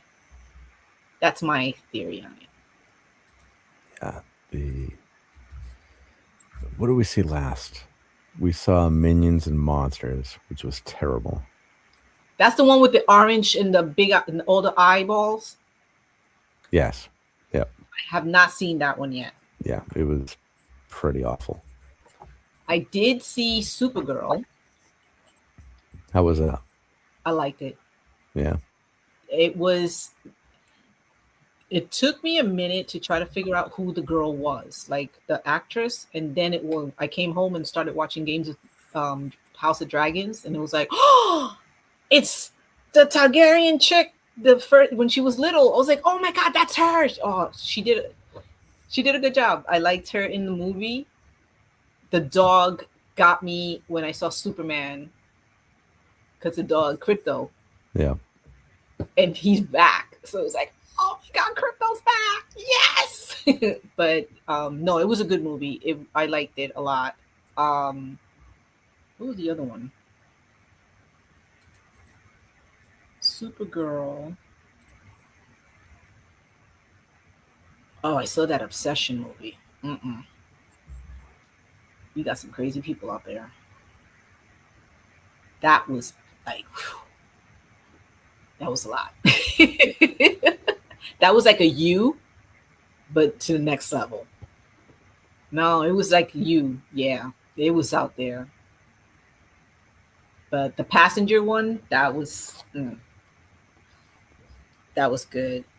But I try to catch up. Like I said, with all the conventions that I was going to, if I'm not home to chillax, then I'm not seeing anything.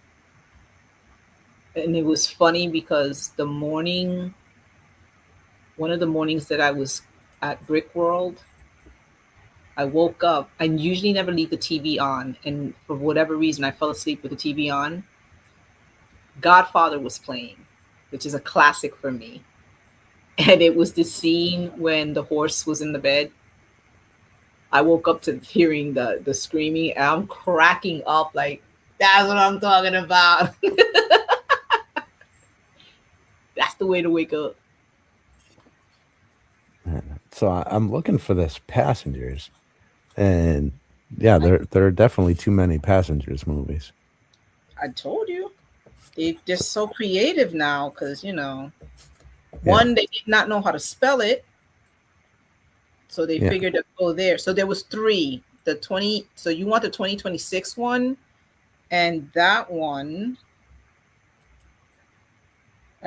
was it Apple TV? Oh man, don't tell me Apple TV. Okay, here it is. I don't know who any of these people are. I mean, that doesn't matter. But It was messed up. Like, I want to do that drive out west. After watching this, I don't know. It's like when I saw Hills Have Eyes. oh yeah. I was like, Wait, which one? The original or the remake? the first original one. Okay. All I kept thinking was still doable. Just make sure you got the gas, extra gas tanks, and don't stop. Just keep going. Just keep going. Then you see something like this, and you're like, I don't know. This is now getting those are messages. Now, I did see the Mandalorian and Grogu. In my opinion, they should have just left it on the Disney Channel. Yeah. Yeah, I would have been upset, and it just didn't do it for me. But yeah, this passenger one. See, now there's another one. I don't remember those people being in there. Yeah, there's one with Jennifer Lawrence. No, that one. That's not the one. The one we're talking about is. Yeah, I see the one you're talking about. Yeah. Although this one here. It's on Amazon Prime. It's on Apple. So it Okay, so if it's on Prime, then I can watch it. Jacob's Scipio. Oh, it's $20 on Prime. How can that be? That's why I have the I have Prime. Hito de Fuego. I have a Fire Stick. Yeah, I'll have to figure that out. There's a free way to watch everything if you look close enough. This is true. But yeah, some of the movies that I saw, it was like The Mandalorian. I thought that was best left to stay as a series, because I was not happy with what I saw. And I love Star Wars everything. But now from what I think is coming out, they have a new one coming out. They added to the series. Which to the Mandalorian series? No, to Star Wars. There's something. I think what was it? Starfighter or something? Yeah. I think they said it's coming at some point. Starfighter in 2027. Yeah. And they got a Darth Maul has his own animated series. Yeah, I started watching like the first episode of that or something, and then the kids came home and I never got back to it. I'll have to do that again. What was it? Another season of Ahsoka is going to come out some point next year, I think. They take too long. You get amnesia by the time you get ready to watch it again, and you're like, what? Now I got to watch the series to catch up, to see it again. That's what I had to do with Stranger Things. I went all the way back to season 1 and started from scratch. Wow. I did the same. Well, I had 4 years to do it.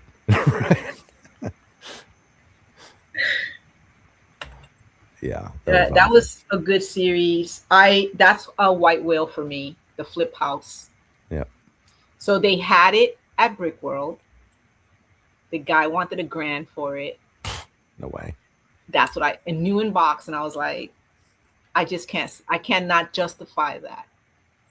No. $50 overpriced, $100 over the retail price. Yeah. You talking about $700, bro? No. No. I'll find it. It will find me, or I will find it, but no. So then he looks at me and he goes, well, the kid is sitting over there. He's got one too, but it's open and it's already built. Maybe he'll give it to you cheaper. So I go up to the kid. Kid looks at me. He's like, $500. I was like, bro, for real. I'm a teacher. Don't go there. All right, $338. I was like, nah. no book. 338. That's oddly specific. Yeah, no book, no box. You not 100% that that's all there too. Nah, it's good. The way my suitcase is set up, I don't need to put that in there. Yeah. Comes out of the bag looking like crunchy confetti. Yeah, it's like, nah, we're good, we're good. But and I know I'll find it eventually. There's a few white whales. I got into the game, um, got back into the Lego late, where I missed a lot of things and I didn't understand how the sets work and the retirements and all that other stuff. I got into the modulars, like me the modulars. Yeah. Those are, and to catch them all, it's like you got to get that Pokeball. And no, I do not have them all. I think there's 21 of them that are out There's a because, couple that are very expensive. oh, trust me, I want the Palace and I want the Artesian and the restaurant or whatever, the old police station, stuff like that. They're beautiful. I mean, once they're displayed, you can't help but to just admire how they're made. For me, when I'm building them, I pay attention to what I'm putting together, and then I'm like, oh, okay. Like when I did the boutique, the little corner spot, the way they had it at an angle, and the way the cafe went with it, it was just like wow. And then the interior, it's like I can see going back in time in California when they had boutiques like that in Hollywood, you know. So it was like, okay, I see that, you know, the little, so much details go into it. And me personally, I appreciate all of that because I try to do that when I'm building something. It's the details that goes into it. So, what's the other one? The garage. I had to get the garage. The way the little door opens and everything. It's just really the. My godfather used to have a garage in the Bronx, right down the block from where we lived at. So that was the reason why I got it. And when I started building it and even putting the tiles in there, because I remember always, you know, on a Saturday, go there to hang out. Like him and my father would be working on somebody's car. And I'm looking at it and it's like, as I'm putting it together, like I can remember the stuff that I used to do when I used to go to my godfather's garage and see how his garage used to be. There's a lot of little things. I have a backlog of other buildings, modulars that I need to put together, but I gotta get a bigger house. I gotta get my Lego room situated in the living room the way I want it. But even in saying that, I gotta figure out how. Like I'm gonna have to figure out how to utilize my walls to be able to display everything and still have room to be able to do stuff, and then have a small corner so that I can do some streaming or whatever. So it's a lot of work, but it's fun. But I appreciate things like that. I like seeing it. My mocks, they forever will stay in totes only because they travel and they are seasonal. So wherever I'm going, it's like, oh, pulling this, got this tote ready to go. My modular that I did for the I4 I Saw No More, that's 3 totes for that one build. Yeah. But now, after going to Brick World, ding, I saw something, made my eye twitch, and I was like, damn it, woman. And I'm thinking to myself, well, what I can do is build a second one, like the transition from the old to the new. Because this building that I built started out in 2003. It's still not finished. That's why they call it an eyesore. And it's infamous for Central Florida. I want to build the next one to show how it would be more finished. Like you got the original and then what it should be now, because y'all need to knock this thing down and restart it all over again. So, but I try to figure out little tricks on how to make it more compact for storage and for traveling with. So that's the other part, is you got to come up with little things like that. I think I figured out something, but I'm not 100% yet because I haven't been able to start playing around with that part yet. But I'm gonna need parts, a lot of parts, because I want to make it as big as the one that I have right now, and I think it's up to 5, maybe 6 foot tall. Wow. Yeah, and of course this one's got to have the lights and everything else in it. So, but I want to make it so that it's very compact and easy to break down and bring back up to add to it. But yeah, these a lot of my mocks are I don't have it on display. Like these 2 guys, yeah, because they're new, they just came out. But once they get into a tote, then they will be part of the collection and they'll travel with me. So we'll see how it goes. Unless I build more and I just have them around. You just have your own little jungle. Yeah. Yep. That's a song. Who is that? Something Guns N' Roses. Yes. Yeah. You heard it coming out of my head. Telepathy. You got to watch out for that. It's the Jedi mind trick. That's what I try to tell my students. I am a Jedi Knight. I am a Jedi Master. So they need to watch out. I was like, this is not the droid you're looking for. You're going to learn some math today. Ah.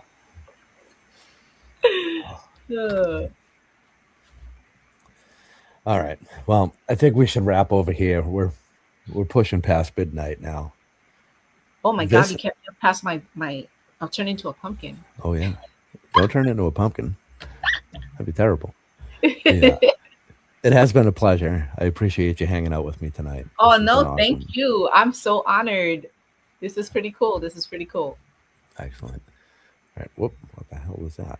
My computer just went nuts. Apparently, the computer's sleepy too. Well, thank you so much for having me on your show. I really appreciate it. I do go by 4TheLoveOfBrickz with a Z at the end. You see me on Instagram with my posts, and I'm always reposting somebody's funny stuff or encouraging more of our fellow community people. On Facebook, that's a different story. Zuckerberg is like, put her back in jail.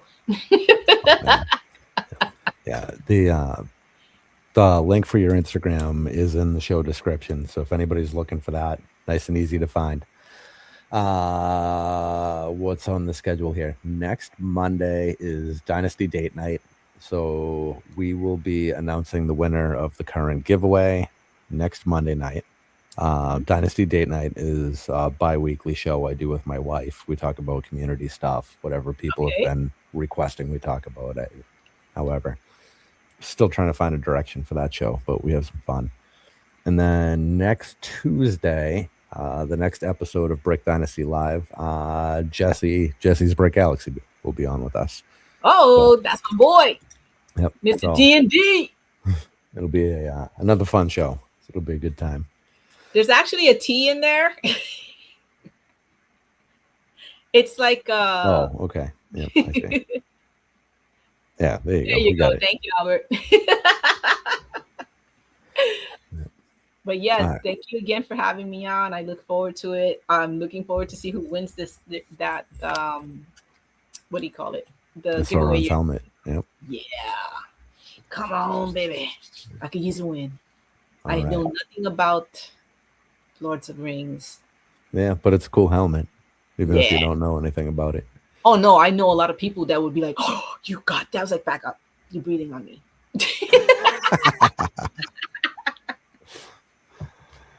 Awesome.